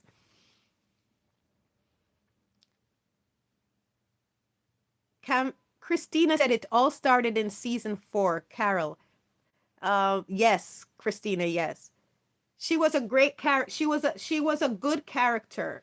You know, when I say good character, the writing was decent for her in the early season, and it did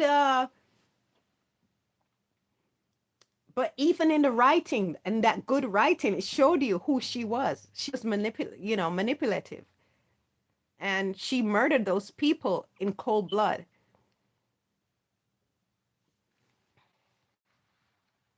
Innocent people. Um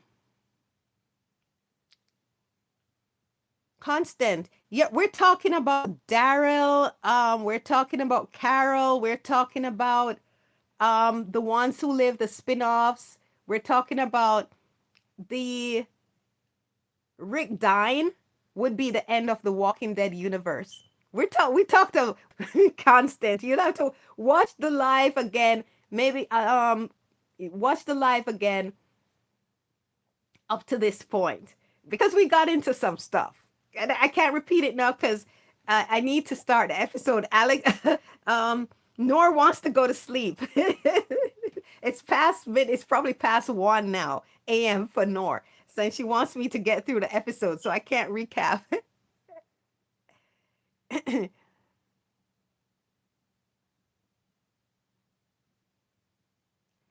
No, yes, Faye, yes, maybe. I don't know. Raspberry, I know you won't like episode 6 too. It's a ridiculous Carol centered episode. Oh no. But I think your reaction will be funny. Okay. Uh it's been 15 years and the Carol shippers are still delusional. Yep. Norman Reedus doesn't want Daryl to reunite with Rick. No, he said it. He said it twice. I've seen him say it twice when he's been promoting his show. So yeah, surprising. And it's so funny because his fans keep asking it and keep blaming Michonne for him not reuniting with Daryl. Well, everything is Michonne's fault, right? Oh gosh, poor Michonne. Carol and Daryl are super platonic friends. I wish their fans would stop trying to ship them. I must admit, I would love to see Andy and Denai in a remake of the movie Adam's Rib. What is Adam's Rib around Cam J? I have to read the summary. Give me the quick summary. Um, I would like to see Andy and Denai in a non-Walking Dead um movie or show, to tell you the truth. I'm ready for them to move on from The Walking Dead. Yeah, because the fans aren't the fans of the show, the especially not the general fans, but the Daryl, the Carol and Negan fans, and sometimes some of the Maggie fans, they're just so hateful towards Rick.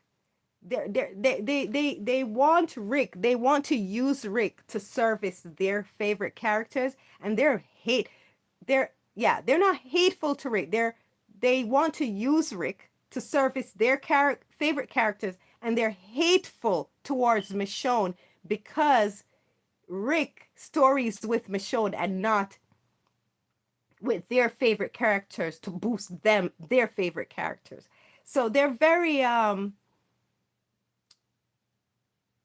misogynistic, and they're very hateful towards Michonne, and I don't think they deserve Rick. I don't think they deserve what Rick and Michonne do for and bring to The Walking Dead, because they're very resentful of it. They're very hateful towards them. And I want Andy and Denai in a show where the fans are appreciative of them. And the general audience, the Walking Dead audience is appreciative towards them, but they're the ones that are very loud and very hateful towards them are just they're too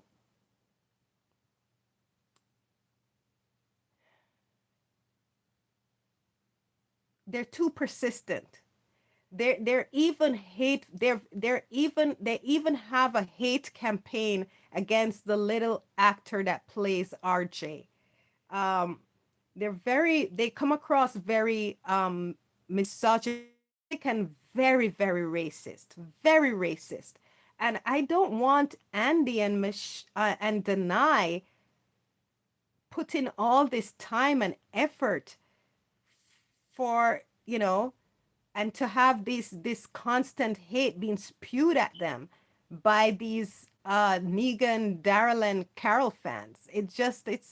And all it would do is aid those characters, and that's why their fans are so hateful, because they want Rick to service those characters, and they don't even like Rick, right? They just want to use him. So I'm ready for Denai and Andy to jump universe to go to a new universe and share with an audience that appreciates them fully.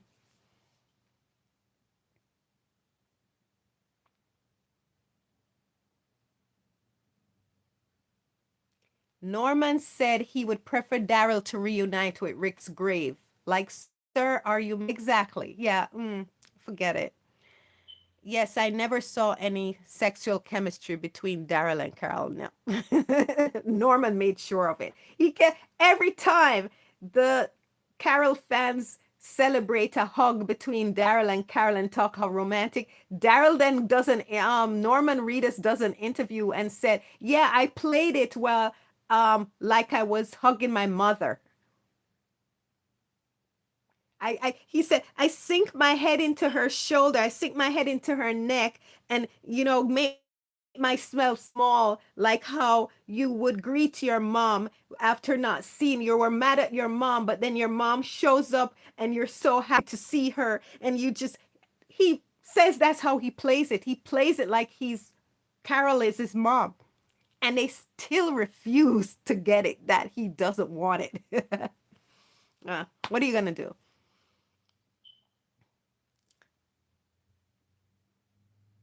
Yeah, Constant, please rewatch. Rashida will watch with me. Yeah, what rewatch and give me the views, guys. I'm 100 watch hour views away from reapplying to be a YouTube partner. 100. It takes a lot to get even. I think 1 hour view, 1 hour public. I don't know what parameter they use, but I've been it's been forever. It's taken me forever to get the views to apply for partnership. And I applied for partnership and they rejected me. And then I deleted a lot of stuff from the channel and reapply. I can't reapply yet because deleting those took away the views. And now I'm still trying to get the views. So if you watch the lives are the longest things I have on the channel. So if you watch the lives, it will give me those watch hour views. And you don't even have to listen to me. Mute it and leave it running in the background to get those views up. Okay. Rashida says Adam's Rib, I believe that's a Spencer Tracy and Katharine Hepburn movie. Constant says his fans are crazy. They're mad that we got our ship and they didn't get theirs. Yeah, grow up. Yeah, yeah. I can't deal with them. They're too hateful. Rashida, what kills me about the shipping Andy Lincoln wants is the nice character to be Rick's love's interest. Exactly. Andrew Lincoln wanted it from scratch. That's it. That's one of the reasons poor Michonne never got a love interest. I'm like, that's not fair. It's not fair because they were setting her aside for Rick because that's what Andy wanted, Rick and Michonne, but whatever. Uh, those hateful and immature fans don't understand Rick's character. They don't care about Rick Raspberry. They don't care about Rick. They just want Rick to give relevancy to the character they like. They just want to use because they know, even though they arrogantly talk about their favorite is what makes The Walking Dead, without Rick Grimes, they know their favorites aren't getting the views. So they want Rick to be in a story with their favorite characters so their favorite characters will get the boost and the views and the relevancy. So Rick is a family man at heart. He won't ever prioritize anyone over his wife or kids. No, no, nope. Michonne, RJ, and Judith are his priorities. So sorry. Cam J says it involves a woman who shot her cheating husband. A courtroom battle over sexual equality and legal double standards quickly escalates into a hilarious full-blown battle of the sexes in their personal lives threatening marriage. Woo. Woo. Well, isn't their marriage threatened from her shooting him? I would say their marriage isn't threatened. It's over. Yup, The Walking Dead Reddit is so nasty. It's filled with constant posts that hate RJ or make posts about Jesse being better for Rick and how they liked her more. Of course, they're racist. Reddit is a cesspool for racist people. It's a platform that most that invites and rewards racists. I'm sorry, that's what Reddit is. So I don't use Reddit because I know the audience that the people that frequent that website, um, what their worldview is. So of course they're gonna hate RJ and prefer a woman that Rick was never in love with because of the color of her skin. They'd prefer Rick with her. So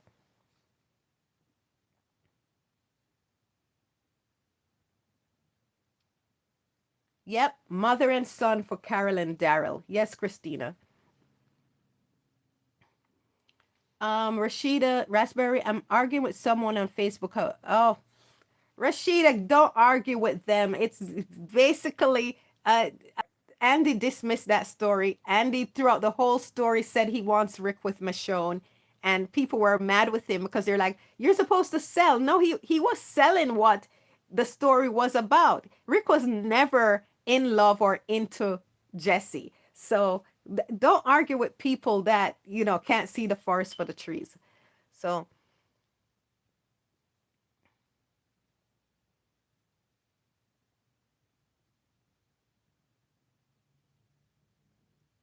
thank you, Cam J. I appreciate it. Cam J said, your watch hours are why I'm here. Cam J, thank you. Rashida, thank you. Noor, thank you. Constant, thank you. Christina, all of you, you guys have supported me from the get go. I appreciate it so much. I love the new viewers, the ones that come, participate, watch. Thank you, because you could be doing so many other things with your time. The fact that you come here and you watch and you listen and you participate and you support me, you watch my videos. Oh my gosh, you guys are the very, very best. And I don't take it for granted. I appreciate every second you spend your time with me. I so appreciate it, guys. And I thank you so, so much. And on top of that, I enjoy what you guys say. I love your takes on the show. I love your takes on a plethora of other things. So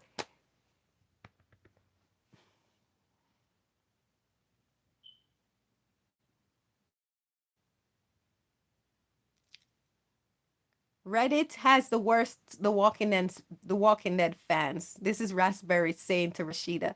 Twitter is more Rishon friendly for me. They always go viral, especially the chemistry between Andy and Denai.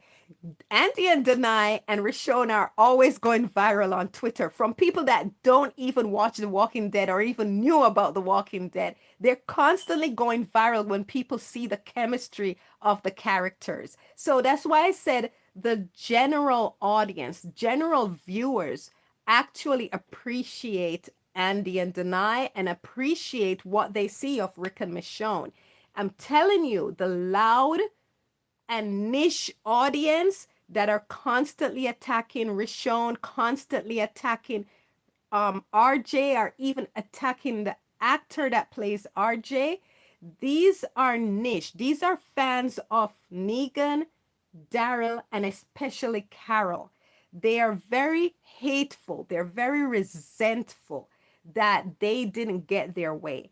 And these people, they're misogynistic and they're very, very racist. The way they have gone after the little boy, the baby boy that plays RJ, the things that spew out of their mouth against a child, it tells you the heart of these people. That's why I don't engage them, and they're full, they have the places that they love to congregate, and that's why I say Reddit invites a certain audience because they live there, and the hate they spew, the racial slurs and misogynistic things they say against Michonne, the things they say against Denai, you wouldn't repeat it in if they saw her face to face, they wouldn't have the courage to say the things they do um, online to her. So I'm telling you, those niche fans. That's why I say they speak awfully against Andy also, trash his acting. So it tells you, yet they turn around and make videos and talk about how they want their character, Carol or Negan or whatever, to reunite with Rick. Yet they hate Andy and they hate Rick. So it tells you they just want to use Rick and his relevancy and the views that he gets to elevate their favorite characters. So their characters have their shows that have nothing to do with Rick Grimes, have nothing to do with Michonne, have nothing to do with RJ. And guess what? Their ratings are garbage. So it tells you that these are niche fans. They're just loud, right? Because they can't even by themselves support their favorite characters. Because the general audiences are not interested in Negan. The general audience is not interested in Daryl, and the general audience is not interested in Carol. The writers got deceived in The Walking Dead because of episode 5-1. When Terminus happened, it looked hopeless. They thought the audience thought their favorite characters were gonna die because they were just slitting the throats, just walking and slitting. They're like, how on earth are they gonna get out of it? If the writers had organically made Tyrese do the distraction, people would be hailing Tyrese, right? The fact that Carol did the distraction and people were like, yes, it wasn't about Carol. It was that the people were so relieved. They were so thankful that their favorite characters didn't die because of this distraction. So that euphoria, they saw that reaction because the show ended on a cliffhanger in season 4. It ended on a cliffhanger where they were about to die. So in season 5-1 was the highest rated episode of The Walking Dead because they wanted to see how they're going to get out of it. Yet they gave that credit to Carol that she got the highest rated episode. The highest rated episodes was because of her. It wasn't because of her. They didn't know that she would do a distraction. They knew that Glenn, Daryl, and Bob and Rick were about to die, and they wanted to see what happened. It's the same way when the cliffhanger for season 6, when they were in the Negan lineup. 7-1 was one of the highest rated characters because they wanted to see how they were going to get out of it. So it wasn't because of Negan that people were so excited and to see Negan, and Negan was the one that brought that ratings. They were the cliffhanger. What would happen is what made the ratings high. Season 4, the cliffhanger at Terminus was what people were coming back for. If it was for Carol, if it was about Carol, season 5-2 would have been the highest rated, and her solo episodes, her bottle episodes would be the highest rated. Her bottle episodes on The Walking Dead were some of the lowest rated. So it was never about Carol. It was about how are they going to get out of this? So the writers took that hype and put it on Carol and said, oh, Carol is who everybody's here to see. And then they kept feeding the nonsense. And that's where you have all the writing around the character became so ridiculous till now she's a joke. And then when she joined Daryl in in his show, his ratings went down. And then now the ratings, she and him are still going around and the ratings are in the toilet. So it was never about Carol. See? So, that's it. It talks about media literacy. Not a lot of people have it. But then you think the executives, that's why I say some of these executives don't make the right decision. And some of these writers, they're like, well, the audience says it's Carol, so let's write and say it's Carol. They know it wasn't Carol. It was just that people were so relieved. It was the anxiety. How would the characters get out of this? That was what made the follow up episode of the cliffhanger so high. That's it.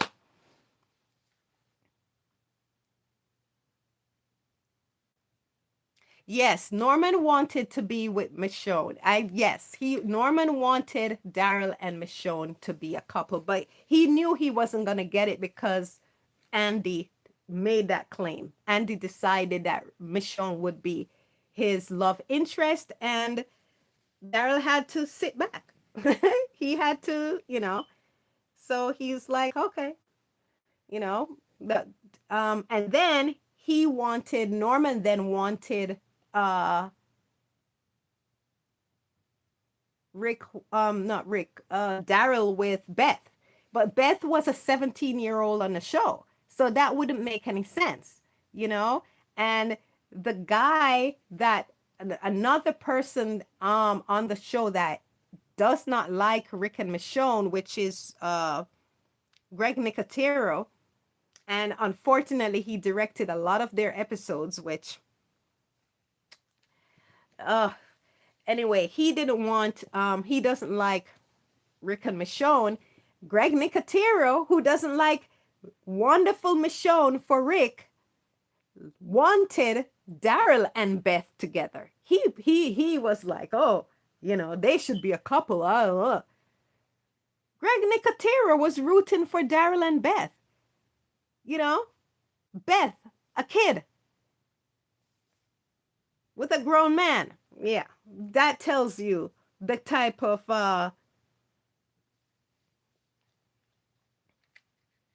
values Mr. Nicotera has. So him not wanting Rick and Michonne together doesn't make me lose any uh sweat or thought or, you know, sleep because his opinion doesn't matter because he wanted Daryl with Beth. Mm-mm.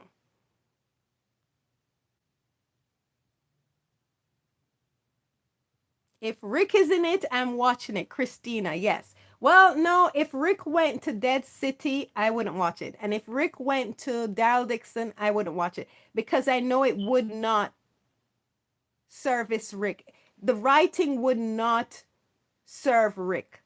The writing would serve Negan and the writing would serve Daryl. Just like in the latter part of The Walking Dead, the writing was serving Negan and not Rick.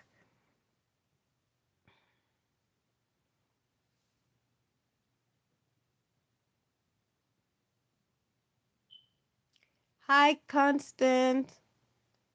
Adele. Hi, Adele. Cam J said, from what I'm hearing from you, they sound more like vulgar cowards than a niche. Yes, Cam J. That's a good way of putting it. Uh, Rashida said, yes, that's what I'm saying to these idiots on Facebook about season 5, epi 1. They won't admit it because they need it to be about the character. But reality doesn't hold up. As I said, these spin-offs, if they did nothing else, they proved that the hype and the propaganda that was thrown out during the Walking Dead seasons are just that, hype and propaganda. They were not the true story and it was not the truth, right? Uh Christina says, I agree. So true. No one was checking for Carol because she's not the main character. I cared more about Judith than Tyrese. Sorry. Cam J said, are the Carol fans that daft? Yes, they are. Yes, Carol fans are clueless. Yeah. Did you know that Andy played 4 roles before Rick about a man fell in love with a black queen? He knew he must end up with Denai as soon as she joined the show. The man has taste. Yeah, no, I didn't know nor. But for Andy, I think I don't even think it's about her being black. I just think Andy understands his character very well. And he saw he the way that Rick was written for during the Shane and Lori saga, he was written as a there's a term for it that I don't really want to use, but Rick was ready to have a love and a woman that esteemed him and he esteemed, right? Because Lori didn't esteem Rick. Lori was not a good wife. And Rick, before even the apocalypse in the first episode, you saw cracks in the marriage. Rick loved Lori, but Rick was not passionately in love with Lori. You get what I'm saying? He loved Lori, but Lori was not she didn't bring that passion that I'll she was not the love of his life. They were two young people that got together in a small rural town. It was okay, the girl next door, and it was just they went with what the options that were available. So she was what he knew and what that his world consisted of and what he loved. He loved her. And but she didn't bring out a different side of Rick. And he was okay with that cuz he married her and he committed to her. When what Rick I think saw in Michonne, what Andy wanted for the Rick character is one, Michonne was a badass. Two, sexy as all get out. And three, he wanted a character that would be um a love interest that would be about him and that he could be about her, and I think he also knew that they were going to put him with Andrea. They wanted to put him with Andrea, and he didn't want it because he didn't want Andrea because they already had Andrea be with. Why would, I think that was insulting to Rick because even in the comics, I don't think Andrea was with Shane. She was with Dale, which was okay because he was with Lori and she was with Dale.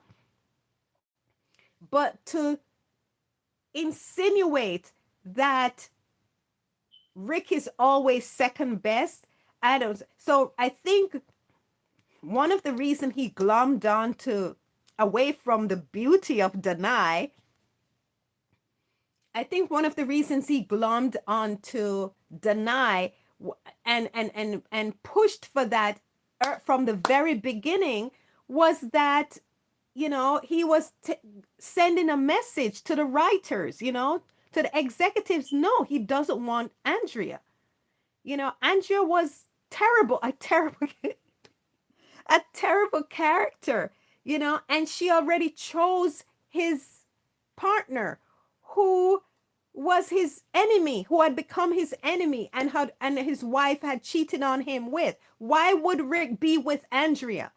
And Laurie Holness she was betting on Andrea being with Rick. That's where the comic went. Even though the comic had Rick and Michonne closer than anybody else. Robert Kirkman was actually writing Rick and Michonne as potential, but he got scared because the racists loudly, they're loud. They weren't the majority, but they were loud, just like the Carol fans are not the majority, but they're loud. They made it known did not want Rick and Michonne, right? And he gave in to them and he got a mediocre pairing with Andrea. They tried to hype it up, but there wasn't anything great about Andrea and Rick. Everybody loved Rick and Michonne, but he wasn't brave enough to do it. He didn't want to go against his misogynistic, racist comic fans. And the comic died with them. It died with them.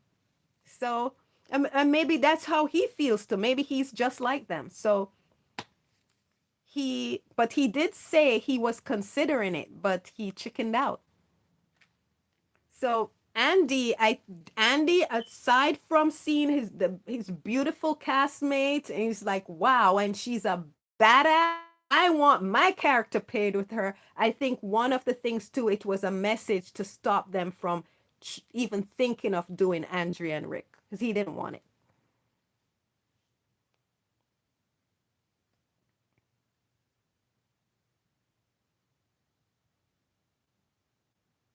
Yes, I agree. I agree, Raspberry, that Nicotero would fit in with the Reddit racist. I'm sorry. That's the way I see it. Yeah. The racist walking then contingent. Yeah. Because they're so shown. And I think Greg Nicotero is very anti-Rishon. I believe that strongly. Yes. Daryl and Beth would be a disgusting couple. Yes, Constant. Yes, Neve, I love Rick and Michonne, the best Walking Dead couple. They are the best, Neve, and it proves you have taste. You have taste because they indeed are the best. They're a wonderful couple. Beautiful, as Andy said, they're a mature couple. They're mature. They're badass, and they're and Andy said several times. He said it, and he said it in front of Nick. He said it in front of Greg Nicotero.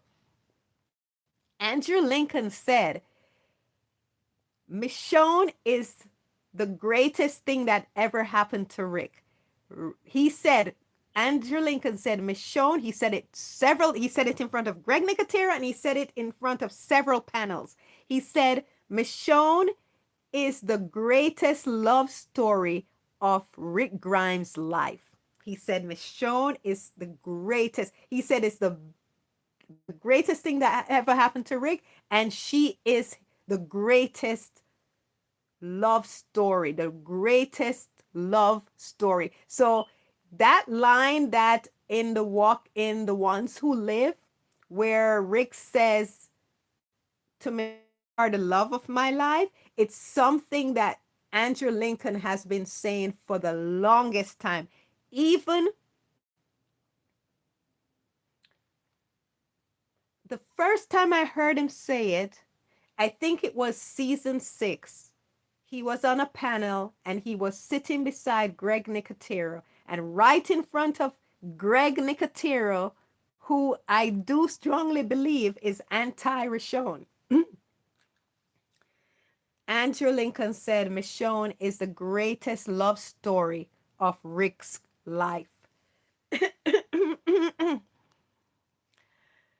Oh, I'm losing my voice, guys. How am I gonna do the reaction? Nor we may not get through the episodes. Daryl and Beth are an odd pairing. Daryl is too rough around the edges for Beth. Sweet, innocent, virgin Beth. Yeah, she's too young. Yeah, Daryl is innocent in a sense that he's a virgin, but he's a man, older and of much more experience. And Beth was still a child. So I don't understand how Greg Katera could want that pairing. She's a child.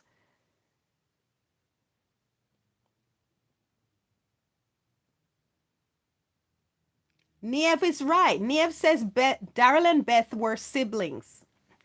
Do I have an Instagram?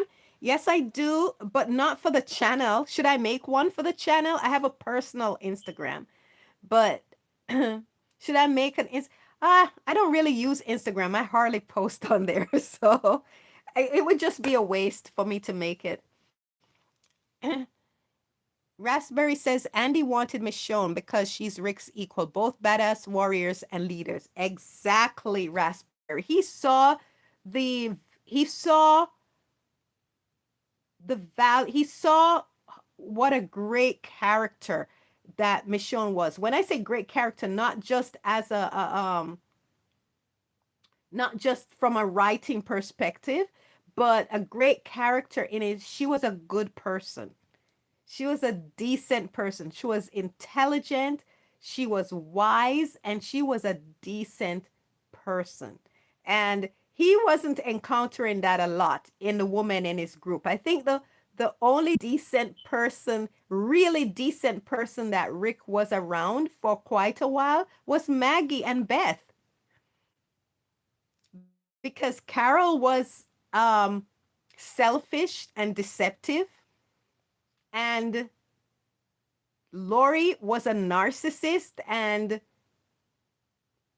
self involved, and Andrea was just an idiot, a narcissistic idiot. This woman is so, I can't believe how stupid Andrea was. But and both, narcissist, selfish, Andrea selfish, Lori selfish, self-centered, Andrea self-centered, selfish, Nori self-centered, selfish, Carol's selfish, self-centered, and deceptive, manipulative. Lori was also manipulative, but um Andrea was too dumb to be manipulative. So Beth and Maggie were the only two decent women Rick was around for a very long time, and until Michonne came up. So it was, Beth was a really, really sweet girl. She was such a lovely, lovely human being.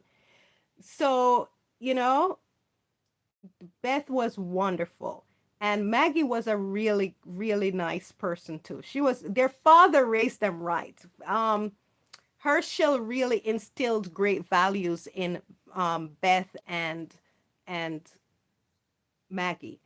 So Maggie became different later on, but at the prison, the farm and the prison, they were two lovely young girls. And Rick was just surrounded by women that were vipers, selfish, self-interested, manipulative woman. And so Michonne was a breath of fresh air. And then Jesse was another good decent person was Deanna. Later on, that after meeting Michonne, the next good woman that Rick met was Deanna. And then Jesse was just another Lori and Andrea, self-centered, selfish, and manipulative. So yeah. So it was Michonne, it was Maggie, Beth, Michonne, Deanna. Those were the only good women I can think of that Rick was around. Yeah, Michonne was Rick's equal. And she's just like Rick. She's just like Rick. She's intelligent. She reads people well, very well. She could pick up on who the governor was right away. She could pick up. She knew Carol was BS. She hardly paid any attention to Carol. She knew who Carol was, and had no time for her. Um, she clocked that Deanna was a good woman. She clocked that woman that Maggie wanted to kill. That gave the woman that Georgie that gave Maggie all those plans. Michonne, if without Michonne, what would happen? Michonne made all the good decisions. Michonne made them go to Alexandria. Michonne made them trust Aaron. Michonne is a very good reader of people. Rick is a very good reader of people, but he sometimes get um, caught off guard or caught sideways because sometimes he slips mentally. He has PTSD, and he gets psychotic episodes, right? So he's not always there. He's always sometimes he's lost in the fogs. But he's a good reader. That's what makes him a good detective. But Michonne, whoo, she clocks people. The only person she didn't clock was her friend that almost killed her. And the reason she let her guard down because she knew the person she knew in the past no longer existed. That woman had changed. She lost her mind. She went insane. So Michonne didn't pick that up because Michonne was so happy to reconnect with her that she didn't catch on that this woman is gone. So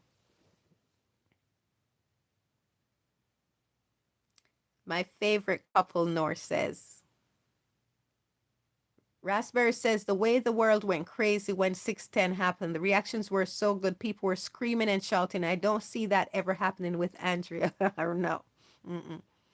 Uh, Nor says Andrea's stupid. Yes, she is. She's so dumb. Oh my God. And the sad part of it, she doesn't know she's dumb. That's the dangerous part of it. She thinks she's so smart. Okay. Rashida, they have fan fiction on Rishon. Oh, they have Rashida said they have fan fiction on Rishon.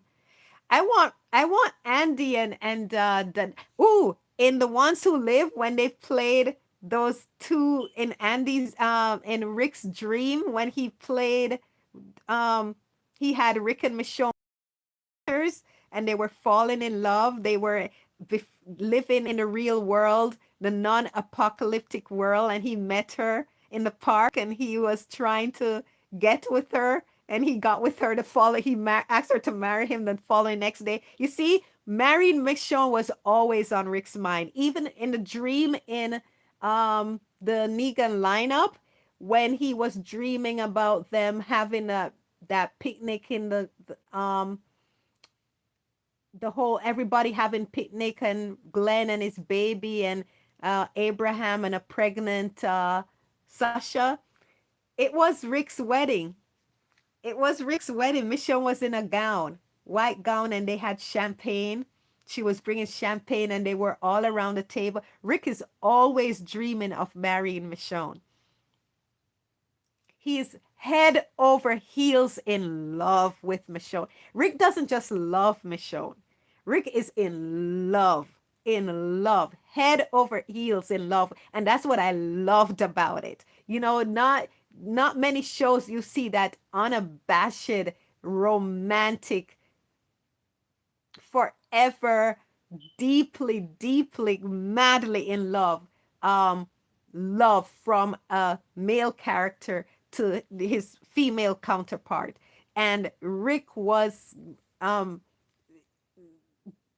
Andy played Rick as irrevocably and unequivocally in love with Michonne, passionately. The type of love that Laurie wanted from Rick. She wanted passion out of him, and he didn't have it for her. He loved her, that was his childhood sweetheart, but he didn't have that deep, passionate, lustful uh love for Lori. He didn't. And she tried to force him out of it. She wasn't content with the love he was giving her. She wanted him to be obsessed with her the way that Shane was obsessed with her. But Shane wasn't obsessed with her. Shane was obsessed with what she and Carl brought to his life. Shane used Lori and Carl to anchor himself in a world gone mad. And instead of losing his sanity, he put his sanity on them. That's why when they were removed from him, he went insane. So Shane wasn't in love with Lori. He looked at Lori as a possession. That's why when she refused to give in sexually, he almost raped her. That's not love. That's someone using you, seeing you as an object, and if you can't have that object, you're going to take it. That's not love. But so she wanted Rick to be passionate about her, to be obsessed with her. That's why she kept provoking him to fight with her. She wanted that passion from him. But she couldn't because that's not the type of love he had for her. He loved and cared about her, but he wasn't passionately in love with her. And that's why now with Rick and Michonne, they have that passion, and that's why, they, even though they hardly fought because they're so alike and they see eye to eye and they're mature and they can compromise and reason with each other. But that passion, we saw it in the ones who live, where they just, they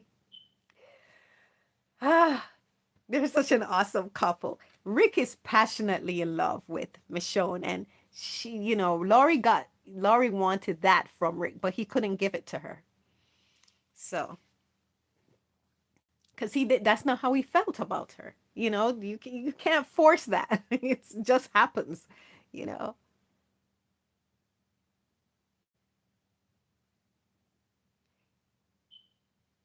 the way Nor said the way they respect and support each other in the bad and the good times is unmatched. They are the definition of the perfect love story anyone can ever wish for. Yes, Nora, I agree.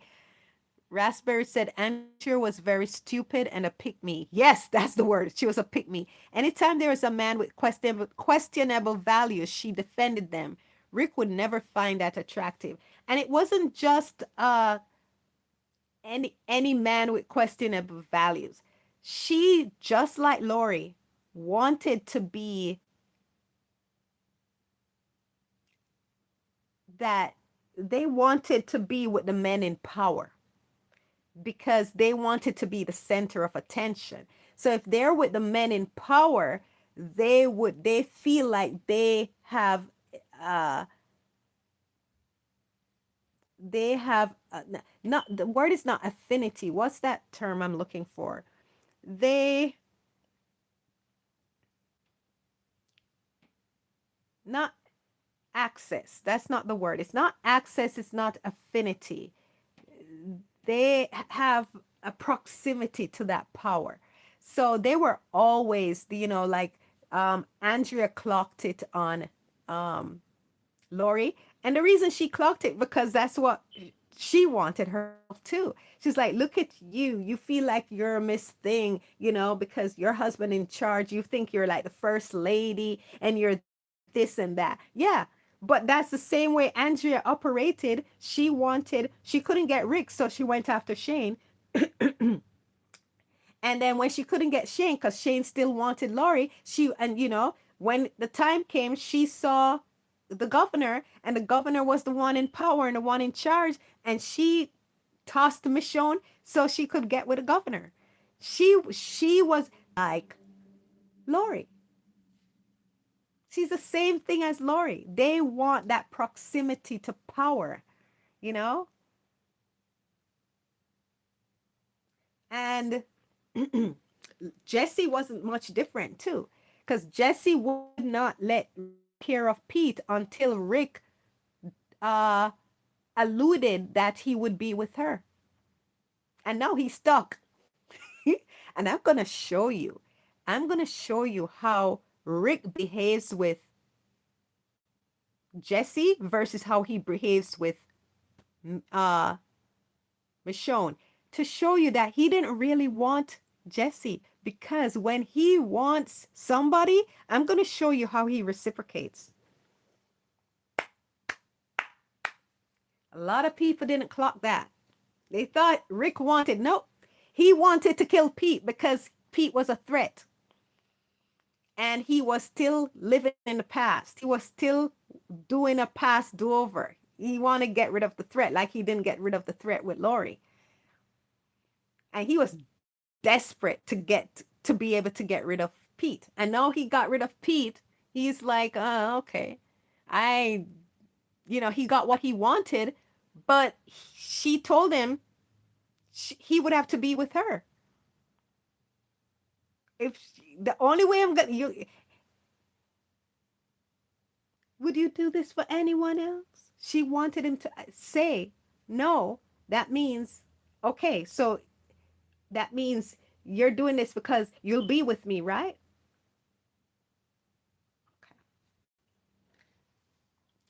And then did he make a beeline for her? No. that he was even apologizing for that. I told you that was what that conversation was about. He was apologizing. I'm sorry I didn't get a chance. I think it's, whatever. And then she got angry with him. So what does he have to do? He has to fulfill that agreement. And he's going to reluctantly do it. But you're going to see in their coupledom that he's not reciprocating a lot of stuff. And I'm going to show you. I'm going to show you.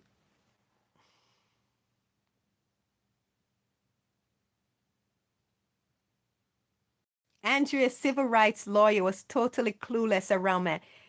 They gave her that they took that from Michonne. Michonne is a lawyer. Andrea was never a lawyer. She's dumb as a box of rocks. Well, a civil rights lawyer. Civil rights lawyer? You're too dumb. She didn't know people. She can't read people. How are you going to be a lawyer? You can't decipher or discern what people are, if someone is telling you the truth or a lie.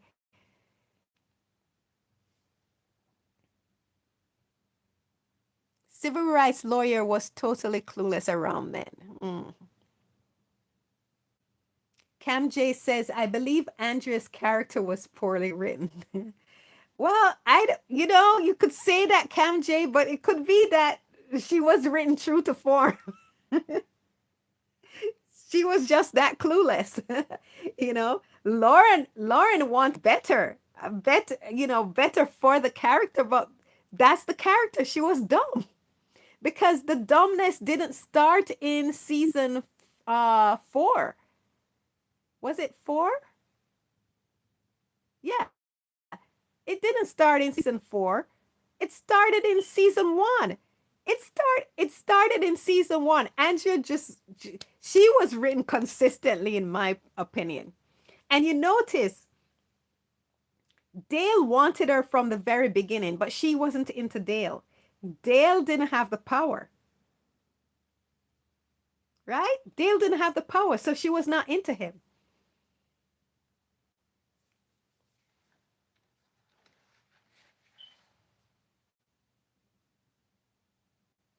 Five pizzas. Oh, Christina. Raspberry. Yes, I love the AU. Like if they met pre-apocalypse. Yes, I want to see.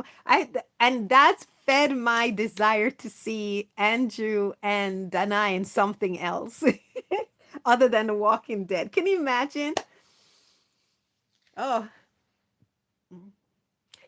and they don't even have to play love interest. I think they're such good acting partners.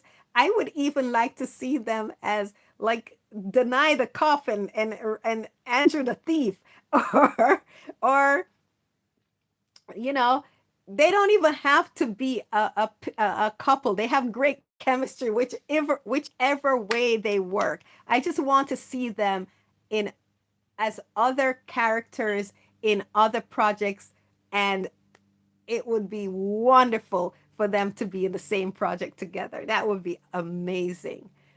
So, yeah, I know because their chemistry is so good. I'd probably want them paired together, but I wouldn't mind. I just want to see them.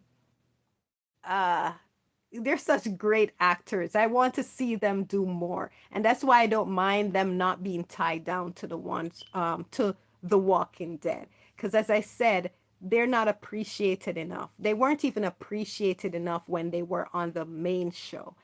So I just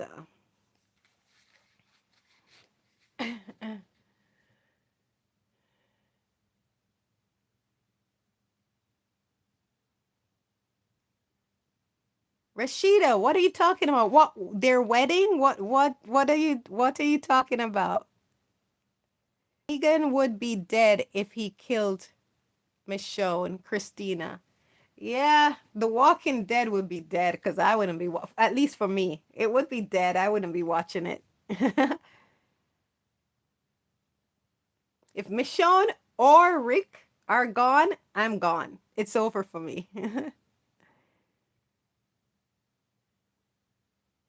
Raspberry says, "I love how Rick stays getting gifts for Michonne. He's always thinking of her." Yes, he has a I think Rick's love language is gift giving and also touch. PDA. He loves, especially with Michonne. He loves to touch her and kiss her. Oh my gosh. The cat, Christy says, the cat from the, Christina says, the cat from the trash people, the kisses, yes.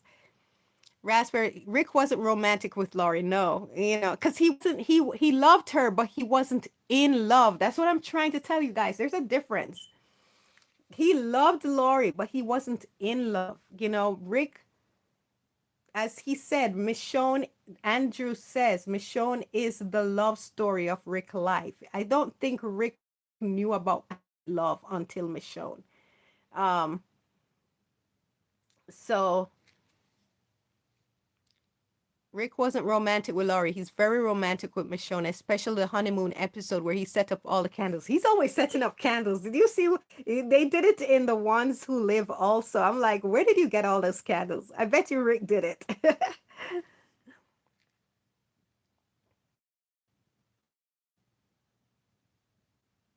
Yeah, he called, Christina says Shane called Laurie broken and her son weak. Yeah. Laurie and Carl were possessions for Shane. He didn't love them. They were just possessions for him. And I think it was to do with his sanity. They gave him purpose in the apocalypse because the world falls around you. What are you going to do? He didn't know what to do. And before that, he never saw women as equal. Shane was a misogynist. So he was still misogynistic towards Laurie. That's why he tried to rape her. You know, Shane wasn't in love with Laurie. You can't, that's not love.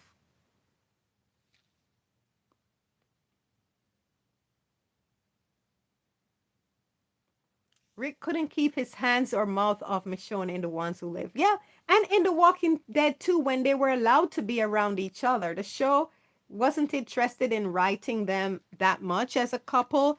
They were interested in writing everybody else as a couple, but wouldn't give the lead couple, their due. So thank God for Andy and Denai. They gave Rick and Michonne their due in The Ones Who Live. And only the jealous hate it. Yes, you're right. Shane said Laurie was broken and Carl was weak. Season 2, the second to last episode. Rashida said Laurie and Andrea want to be the alpha's woman. Exactly. Uh, Raspberry says, yeah, the way Laurie smiled so hard when Carol called her the first lady of the group. Yes, I'm telling you, she and Andrea and Jesse, that's the type of woman they are. They want to be with who they think the top dogs are. So, and she wasn't really, no matter how Pete was beating her, she wouldn't get rid of Pete unless Rick would take his place. That was what that conversation was about. Um, Cam J says, I keep forgetting there was a Jesse character. Yeah.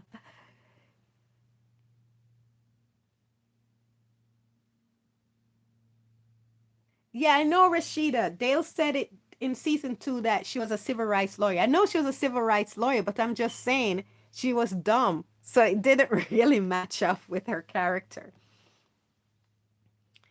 And in the comics, she wasn't a lawyer. Michonne was the lawyer. So, uh, Cam J said, honestly, I do. I remember Laurie and her importance in moving the story forward, but I keep forgetting the Jesse family because they were a plot device. The Jesse family was a plot device, and it's just it. I didn't agree with the writers using Rick for that plot, even though in the comics she was also in the comics, and she was, oh my god, a needy mess in the comic, but I think they used it. They just didn't want to be creative. So they just, because in the comic she was with Rick, so they put her, they did the story this way, even though they were setting up Rick and Michonne. So that's what I'm saying. Since they were already setting up Rick and Michonne, they didn't need to do the Jesse plot point in the way they did it in the show.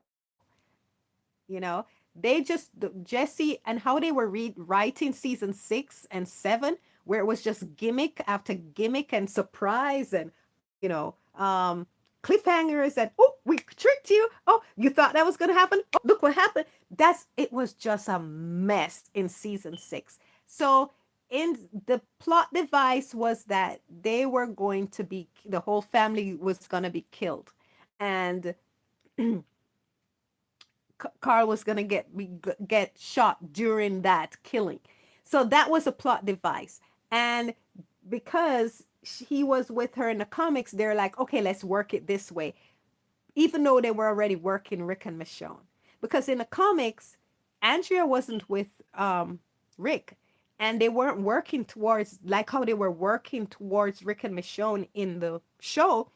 They weren't working towards Andrea and Rick. None of that. Andrea was with Dale. Dale was still alive. So what they did, they put Rick with Jesse, who was this needy woman, and it was a blip in the comic. Nobody cared because and it was so dumb, and she was so needy. She was so awful. She was an awful character in the comics in the terms of she was useless in the apocalypse. In essence, couldn't defend herself, couldn't do anything. So they put Rick with her, and Andrea was with Dale. She wasn't interested or looking towards Rick, and Rick wasn't looking towards her. Unlike Rick and Michonne, they're having them with each other as a family, as a growing couple. They just hadn't acknowledged and officialized it yet. Um, so and then the death happened, and Jesse died, and then Dale died, and then um, Andrea was depressed and said to Rick, be with me. And Rick said no. And she was like, yeah, you better be with me. And Andrea forced Rick to be with her. So that's the great love story they're talking about in the comic.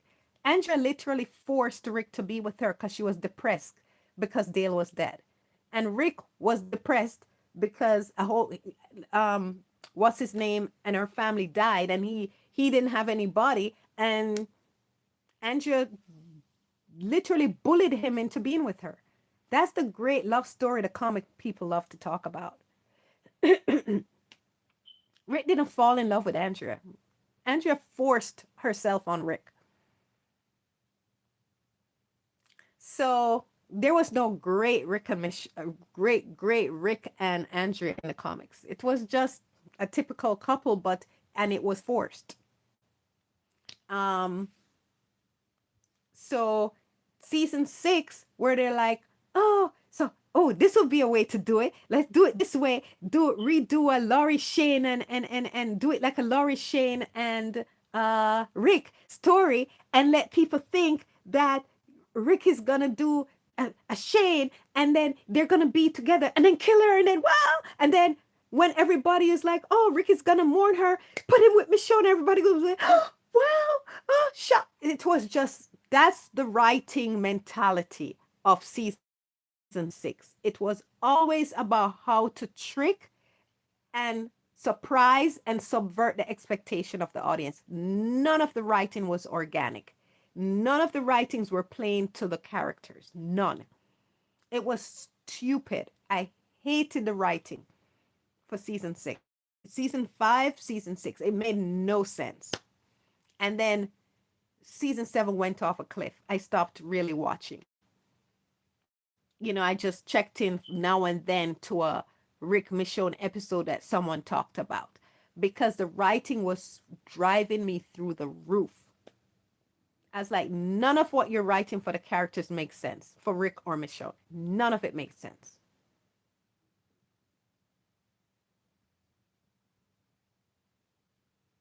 So, well,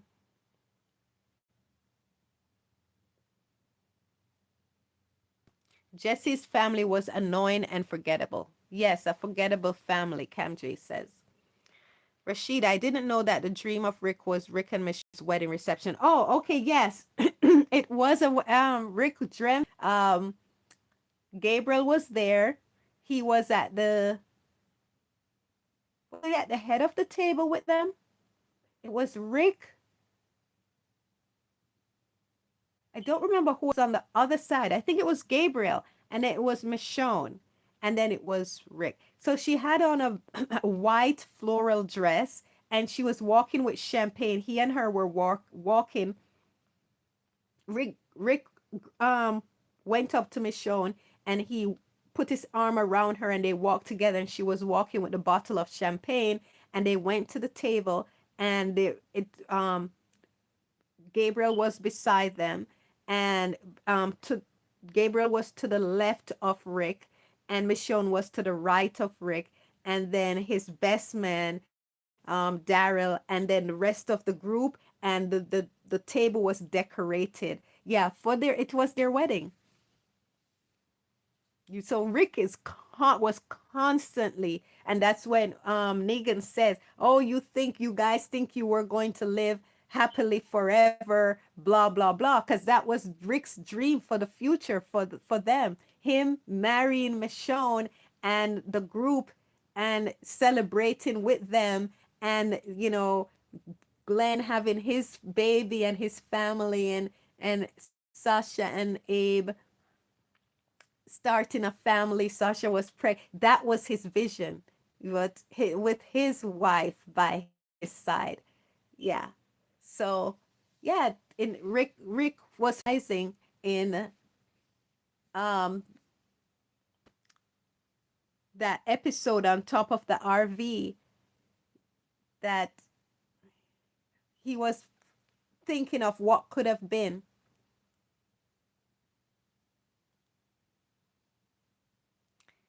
I love to see Andy and Denai be like rivals. Like if Rick was a prosecutor, Michelle was a defense attorney, the chemistry would be hot. Yeah, yeah, I would love to see them on opposite ends going at each other. Woo, that would be good. Oh, I wish Andy was in that movie that Denai is currently filming. You guys know she's filming a movie with Denzel Washington and Robert Pattinson. And it's about it's a heist movie. It's a bank robbery. So, that would be so cool.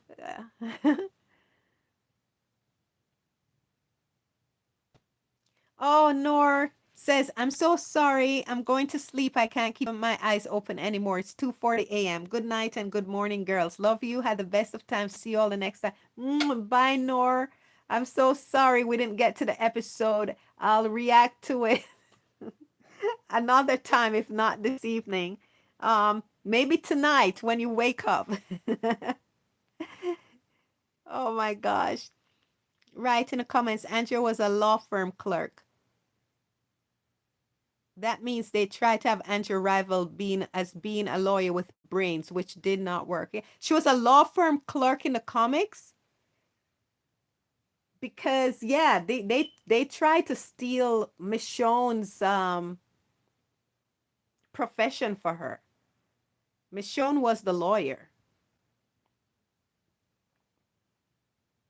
Good night, good morning, Nor. Love you, Nor. Bye, Nor. I don't like how they put Michonne on ice for the Jesse plotline. I hated it.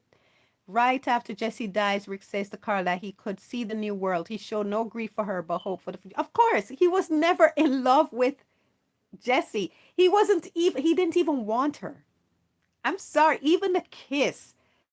He did it.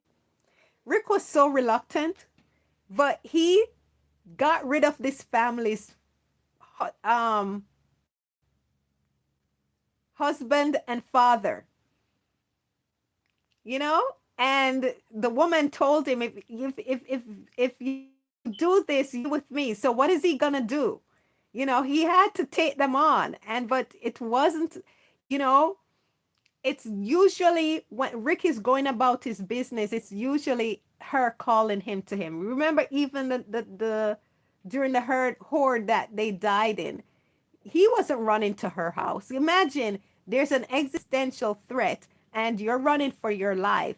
He didn't even glance towards her place. You know, he if that's your woman, you're gonna go see that she's okay, or go to her and tell her, bring her with you, or go be with her. He wasn't even looking, and she came out and, oh, come here, come in, come in, right? So yeah, Rick kissed her once, and it was reluctant, and this was him actually finally going to fulfill his.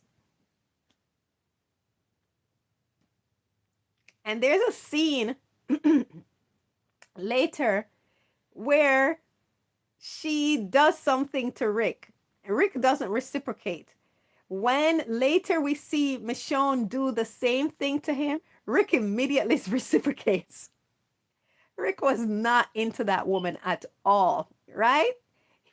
He was using Jesse. He was using Jesse, and people don't realize it. He was using Jesse because she reminded him of Lori, and now it put him in the mind frame of trying to redo the past, trying to resave Lori. And once he got that permission and did it, he didn't really want to fulfill what he promised, but he did, and he tried to, but it wouldn't have worked in the long term if there was no horde, because how is he going to be with her? Is he going to go live with her? Where's Michonne going to go? He's not letting go of Michonne. She's not going to want Michonne to come into her house. And he's not bringing her into the house with Michonne, where Michonne lives. So how is it going to work? He was going to eventually pull away because it couldn't work. He's in love with someone else. And he was not going to let go of Michonne. And she was not going to put up with him hanging on to Michonne and being with her. And Michonne wasn't even aware of what's going on. So, and once Michonne was aware, Michonne would like, what the hell is going on, and leave. And Rick was not going to allow that. So it would not have worked because Rick was not going to let go of Michonne.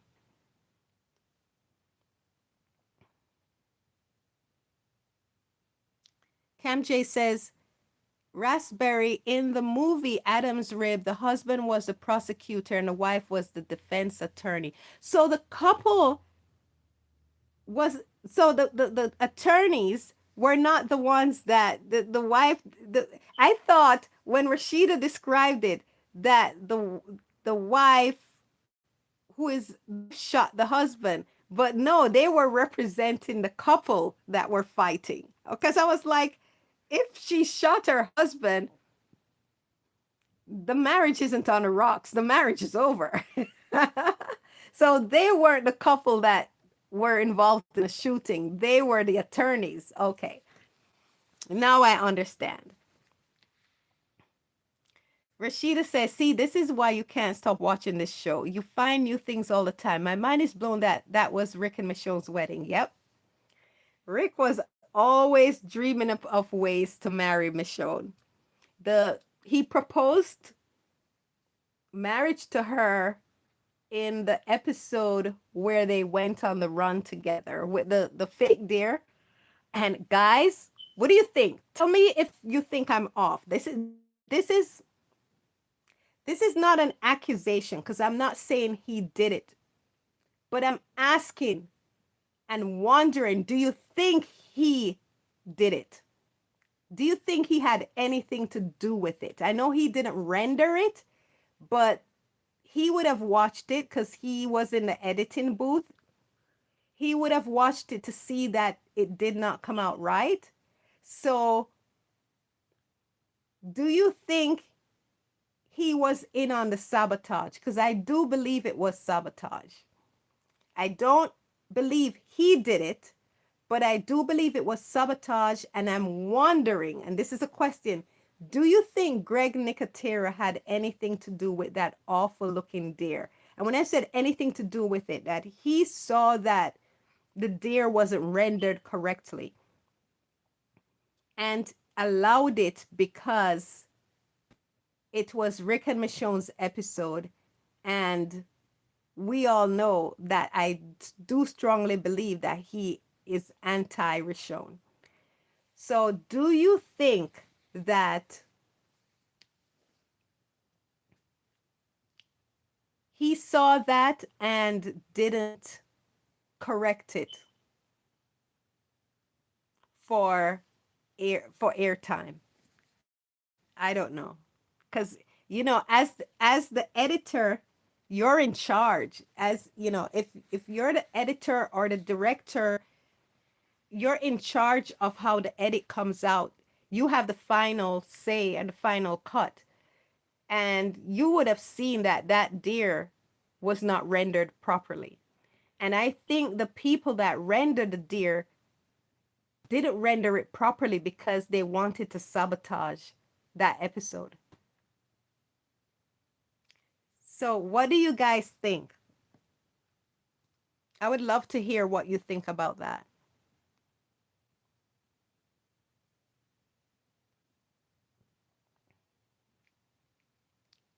Raspberry said, Cam, ooh, they would have killed those roles. Raspberry said, yup, if she didn't have Judith, he wouldn't have come to her house. He wasn't focused on Jed. No, he didn't remember her.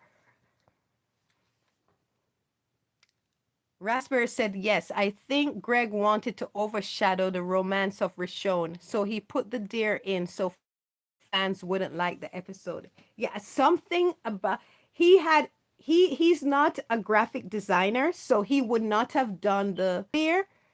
They hired a special effects person to do the deer. But as the director who has to sit in the editing booth, if he's not editing, he has to be give the final go ahead for the episode to see what the editor did, to see if he wants him to change or put in a different shot, because that's when you're directing, you did do different takes of a scene, and the director has the choice which takes to tell the editor to put in. The editor puts in a take, but the director watches it and said, no, no, no, take that take out. I prefer take two, or I prefer this take. And the editor has to switch it. And, sometimes the editor does something and the director says, no, I don't want that cut. Cut that part, elongate that part, put this there, whatever. So the director has final say. And I was like, how could he see the rendering of the deer in that episode and not tell them to correct it? So I always wonder if that deer was a sabotage.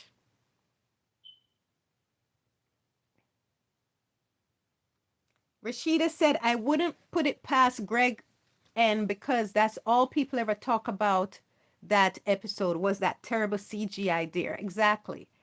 Um, Christina says she talks about the van. Rashida says we're never going to see the famous van scene thanks to Greg. It's erased from the archives and not tell them to correct it. Christina said I wasn't even paying attention. The deer just the hugging and the kissing. Okay. Yeah. The deer was distracting it. Look, you could see right through it. I was like, "What?"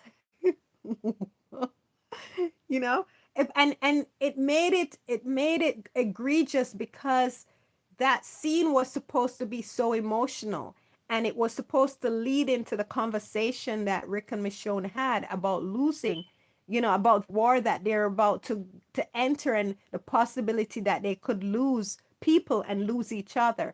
But then before, the deer, the see-through deer made it, just took away from the scene.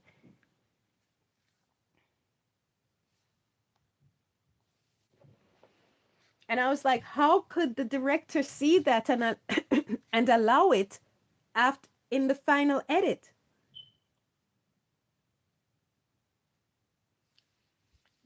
Raspberry said exactly. They undermined the emotional significance of that scene. Yeah, because everybody was talking about the deer. So they weren't listening to what was being said in the scene, you know?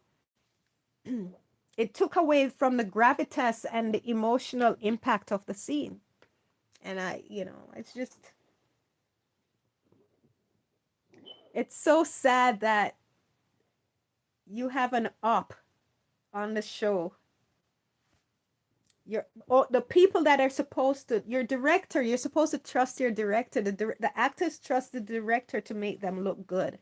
And to know that you have an op, your director is an op, your director is against you looking good. That's not good. That's sad.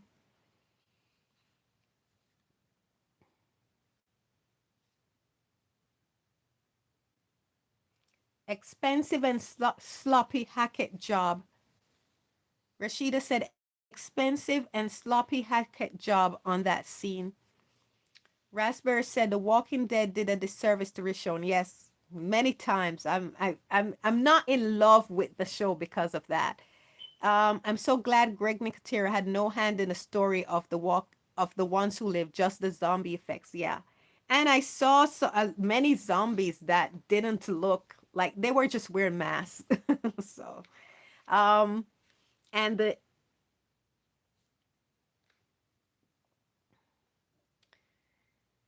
I didn't want him to have any part in the walking in the ones that live. No part of it. I didn't want him to have any parts of it. So glad that they brought in real directors, good directors. Cam J said, I remember being in shock saying, oh my gosh, I can't believe he grabbed the butt like that. Shame on you, Andy.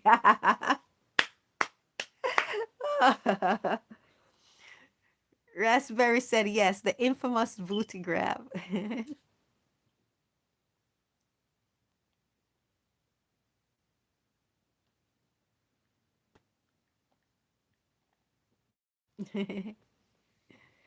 Well, guys, oh, we've been on this for 3 hours. I don't think we're gonna get through I don't think, should I attempt it or do it a day? I don't think we're gonna get to the ones, to The Walking Dead.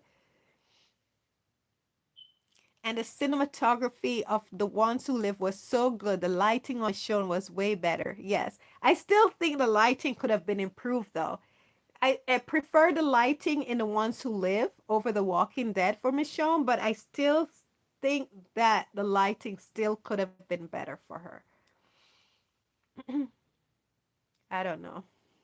I'm off the philosophy because, as a filmmaker, my number one goal as a not just even as a director, as a writer, I write the characters. The characters are who the characters are. But as a director and as a producer, my priority in is one, making sure the story is told cohesively and is played correctly. But I want my actors to look good. I want them to look good. I want them to have the best of everything in a terms of lighting, costumes, whatever, to help them inhabit the character, but not just inhabit. I want them to look good doing it. As I said, you'll see it in my Fantastic Four review. I talk about that a lot. It's, TV, television, film, whatever, videos, YouTube. It's a visual medium, and you go to the movies to watch, to be transported into into a different world. And that's why movie stars had to look good. Because you want that attraction. You want the audience to be attracted to them, so that you're interested enough to hear what they have to say. You're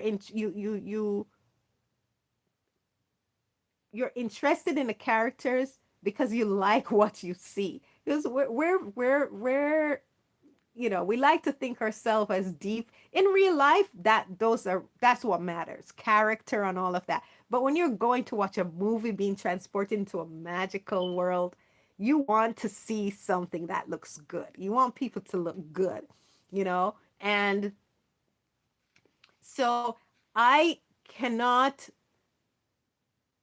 fathom being a producer or a director and being okay with my actors being so poorly lit, and not, a lot of actors cannot see themselves. Yeah, after the scene, they can quickly go and look at the monitor. But if you're not number one on the call sheet, you don't really have a say to say to the director, let's do that over. I don't like how I look. So it should be up to the director to not only make sure that the actors are delivering the lines and the setting looks good, but I want you to look good.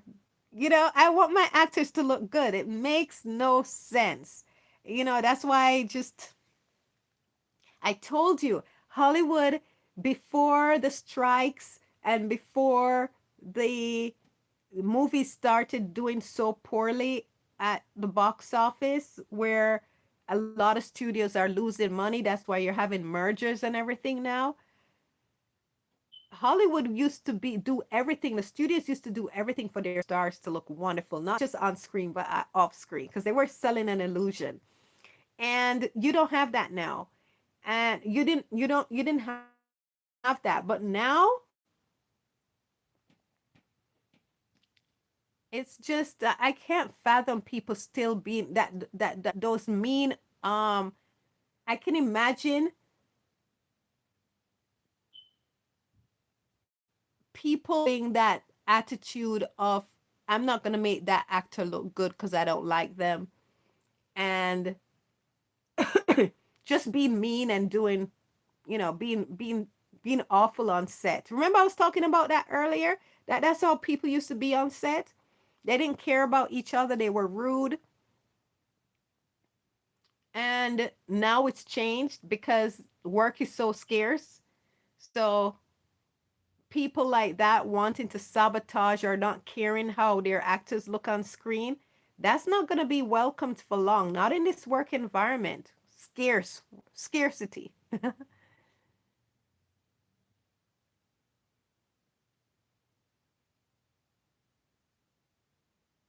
Smooth criminal. Hi.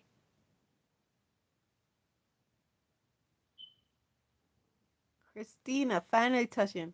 Who can actually be asked to remember each episode in a show of 11 season? Right? Smooth criminal, please. It's too much. I didn't even know what I was gonna get. Wolves attack Alexander. Can't remember who wolves were or what happened to them. Remember Governor Negan whispered in his ear. I can't tell there were some Michonne. I can tell there were some Michonne haters in the Walking Dead production, especially when convinces Rick to fight Negan and they kiss in the cell. They made it darker than it originally was. That, oh my gosh. Can you imagine? I don't understand. Wow. Yeah, that scene, they didn't like, it's like they were trying to hide Michonne in so many scenes. It's so terrible. Oh, that's why I was like, Michonne would, Denai would not run for the Walking Dead. No way. Christina, they put the W on the head. Morgan ran into them. Carol killed a lot of them. Hi, smooth criminal. Raspberry, the original scene was shot during the day, but they made it darker so you could barely see Michonne, or they shared, or the kiss shared with Rick. Yeah. So guys, I know I need a vote if I should continue and do react to the to 6-2, because it's getting late and you guys have been on here so long. Eva Nor went to sleep. Maybe I should take a break and come back later tonight and do 6-2, but then you guys would all be sleeping.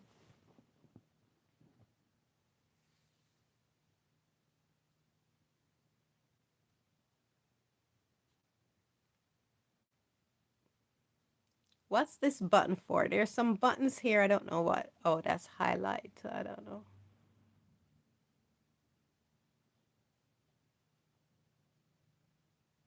The first half, reschedule for another day. Cam J says, Raspberry said the first half. Okay. And then, yeah, I think I should reschedule for another day. We had a nice little chat, right? We had a nice little chat about the show, about a lot of behind the scenes stuff.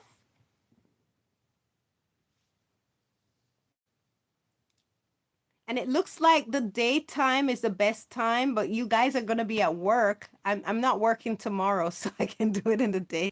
Raspberry's fine with rescheduling too. Okay. All right. So I reschedule. We'll do the reaction another time. And so I need to change the title for the chat because people are coming looking for the reaction.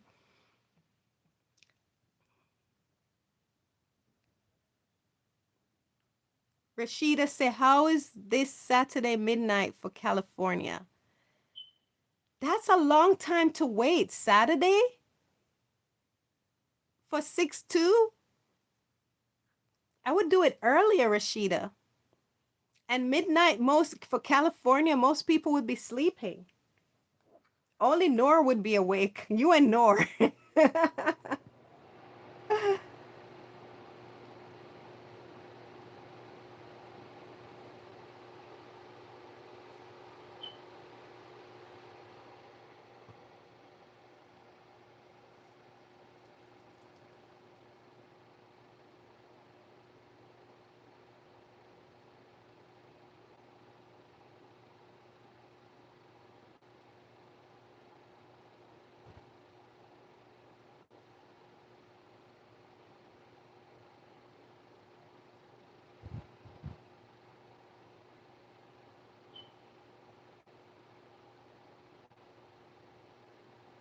um, I'd prefer midday, sometime tomorrow or Tuesday. Yeah, midday, most people would be able to, Rashida. Raspberry is right, but Nor, it would be midnight for Nor. um, but everybody else, but most people be at work midday tomorrow, Raspberry. So I don't know how it will work.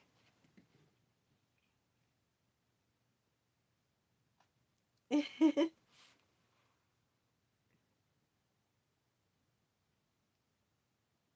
trying to change the description of the show. Hold on, let me see.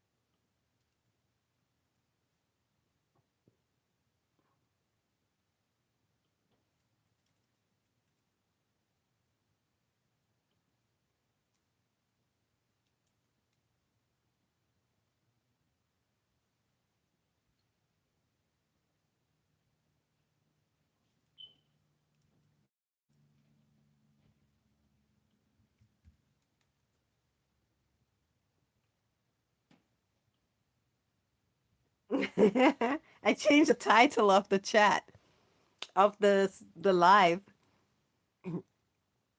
6 p.m. for California, maybe. 6 p.m. for California would be 6, 7, 8, 9 o'clock for Eastern time.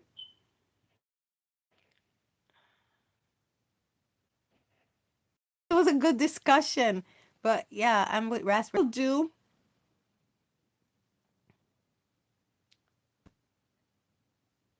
I'll let you guys know. If anything, just like this chat, I'll just give you a heads up. And if you can make it, make it. And as you know, if after the reaction, I'll edit it to you know, bring it down to just to mostly the discussion about the episode and put it on Patreon. And then when I get to right now, I'm still editing. I just finished posting 613, 513. So the next episodes that I'll be posting are 514. So when I get to the episodes where I react to the live, I will put the edited versions that I have on Patreon. I'll put that on YouTube. So first 6.2, I'll put the edited portion on Patreon, and eventually it will come to YouTube. So those that are not on Patreon, you'll eventually be able to watch just the episode reaction on YouTube also. But for live, if you miss the live, you're gonna miss all the, behind the scene talks, the stuff that, you know, that we don't really want to mention in the review of the reaction to the episode, but person to person, we can talk about it here. Yeah, some stuff that, it's sensitive, but it's a part of it's a part of what happened, and what we're supposing, we're speculating, and some of it we do know because some of it came right out of the mouth of the actors. This is not something that we're putting on the actors. These are things that the actors said. You know, yes, Norman said he doesn't want to reunite with Rick, or if he does, it would prefer it to be Rick's grave. That came out of Norman's mouth, right? So this is not speculation. This is that's being said. So us discussing what's driving the Daryl fans for wanting a reunion when Norman doesn't want it, versus us not really, well, I can't say us, speaking for myself, me not seeing the value in Rick going to spin-offs that are not faring well, for them just to use Rick to elevate those characters when those characters are not benefiting Rick or his story. So these are valid discussions, and that's part of the going ons around the show and the production of the show and what goes on behind the scenes.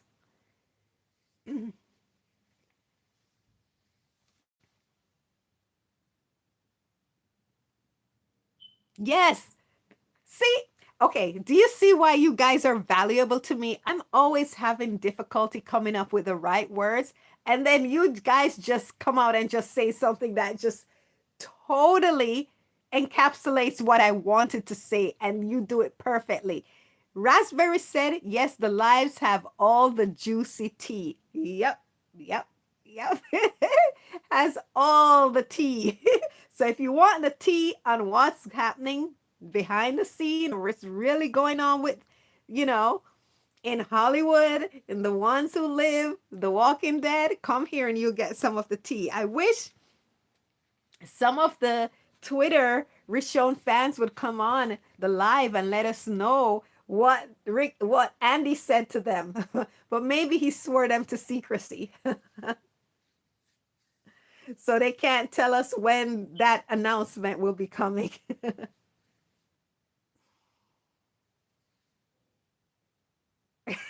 Yes, Rashida. If as Cam J told me that she watches the lives to give me the views, and I'm so grateful. But Rashida, I know Rashida watches those to get all the tea. And Rashida is supporting me getting those views, but she's doing it to get the tea.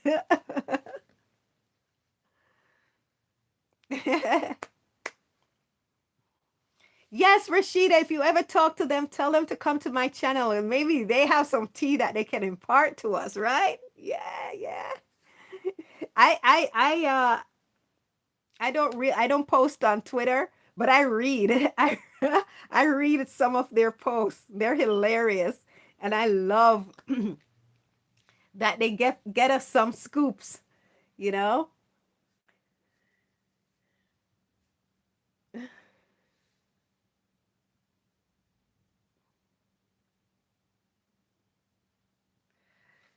Okay, guys, so I kept you long enough. I want you to go and enjoy the rest of your day, and we'll come back and do the reaction to episode 2 soon.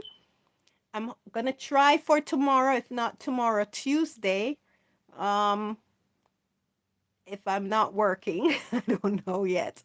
I don't know yet. Um, Raspberry says, "Me too. I love the Rishon side of Twitter. They actually support Andy and Denai and show up for them. Yes, they do. I love those. Yeah, ladies and guys, because there's some guys in the group. I love them. They're true supporters of Andy and Denai and Rishon, and they clock these fake, hateful, niche characters of some of the other characters.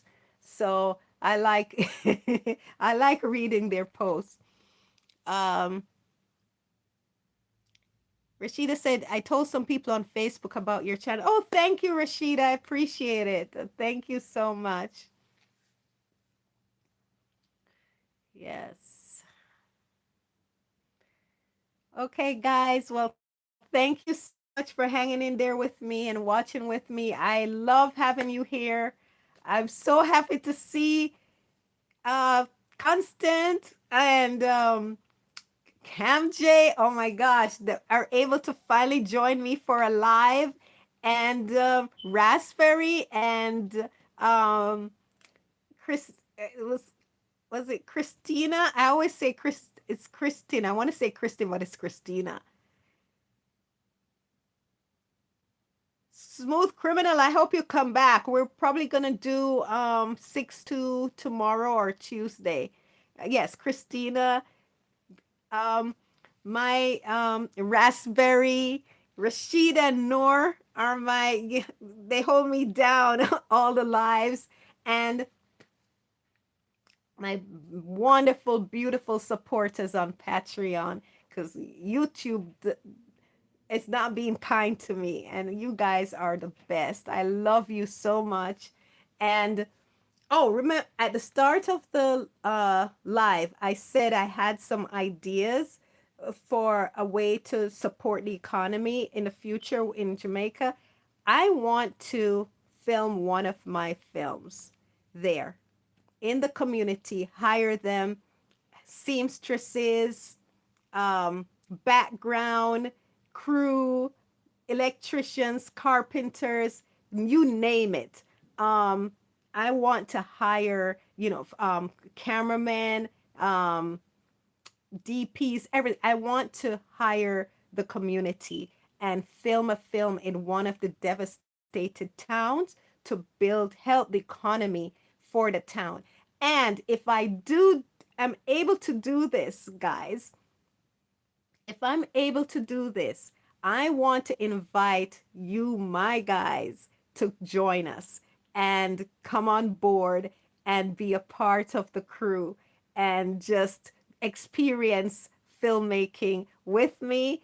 But that's the future. I'm praying about it, and I'm hoping that I do get the blessing and the honor and the privilege to be able to do that. Yes, Cam J, I want to go back into into the devastated towns and help build up that community.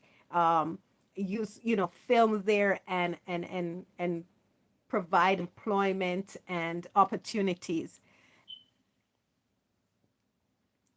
And yes, and if that happens, I'm extending the invitation to you guys. And if I can find a way, I know, as I said, I know times are difficult. I'm experiencing it too. So the invitation would be to, to pay your way to come and join us. Uh, to help film this production, and whatever you want to do, if you want to, do background, or, and if I can be able to give you guys a line here and two, you never know. But that's the idea that I have, and I'm sharing with you early. So if I'm ever able to produce one of the projects, I said it in my video for Jamaica, was I was going to do a remake for Jane Eyre. And I called it a mini series in the video, but it wasn't really a mini series. I was going to make it a series where we're starting from Jane Eyre when she was young and go through the years. So season after season, and even up till the end of the novel, I would continue the story. So it would be a series, and I would base it in Jamaica. And yes, it's an adaptation. So it would not be English characters. It would be Jamaican characters. Jane Eyre would be a little Jamaican girl. And so I wanted to do this. When I was doing it here in LA and was in pre-production, I had hired a beautiful young black actress to play Jane Eyre, and we did fittings and everything. And then the COVID happened and the lockdown happened, and we lost all our income, and that was the end of that. So I do now have a dream to reproduce, to develop Jane Eyre as a story based in the island in Jamaica, using, and one of the things, remember, Jane Eyre went to a school. There was a part of the novel where she spent her time in an orphanage, and she went to school. And do you know what I want to do, guys? I want to build, because there was a school in Savlamar Manning School that was totaled. And for the production, when you go on location, we build sets. And, usually you build, like, simple wooden sets and everything, because you're going to tear them down. But one of my dream would be to actually rebuild the school and use a portion of the school to film Jane Eyre, and hire the kids as some of the kids in the school as extras, so they would be getting paid too. So to build a permanent structure, and after we finish Jane Eyre, we use it on for filming on the weekends, and during the week it's used for, it's a real school built back. So I had this dream, if I could get the funding, I wanted to pitch it to Netflix and get the funding to do a series there. But Netflix, they're so quick to end shows. I would have started off season one and then it's done. But who cares if we got to build a school for the community, that would have, and if we got one season and be able to put that money back into that economy in that town, that would be wonderful. And the people get paid and they can rebuild their homes and whatever. So that's a dream of mine. So if you would help me in praying for this come to fruition, and I would bring you guys along to help me and to participate in that, my number one cruise that's been here from a long time ago. Thank you. Cam J says she's here for it. Raspberry said, I'm a new subscriber, but I've watched back your videos and lives. This is my first live I got to comment, and I love this little community. Thank you, Raspberry. I love this community too. Keep coming back, Raspberry, for her feeds are excellent. This from Rashida. Thank you, Rashida. Love you so much. I love Jane Eyre. Rashida movies in vacation in variations from different decades. It's a beautiful story, and it even mentions part of the story is set in Kingston, Jamaica. So readapting it to actually in being instead of being set in England, being set in it in the islands, I think would work for the story. Raspberry says, I'm so happy I found people who are obsessed with Michonne as I am. I started watching The Walking Dead when it aired season 3 live because I heard about Michonne and I wish I had this community then. Oh, Rashida. Rashida said, Raspberry, tell me about it. I have no one to talk to about The Walking Dead with. Raspberry says same. Well, we have each other, okay? We have each other and we're going to continue. I'll try to get to season 2 early this week and we can do this other side of the Walking Dead chat that behind the scenes and all of that other times too. Whenever I'll jump on live more often now that I I can do it with a mobile. So I'll try to jump on more often. Okay. So guys, thank you so much. And I'll see you soon. Okay. We'll do episode 2. Yes, we have each other, Rachida. Okay. Bye guys. Take care. Have the good rest of the day. And get some rest, Rashida. Bye.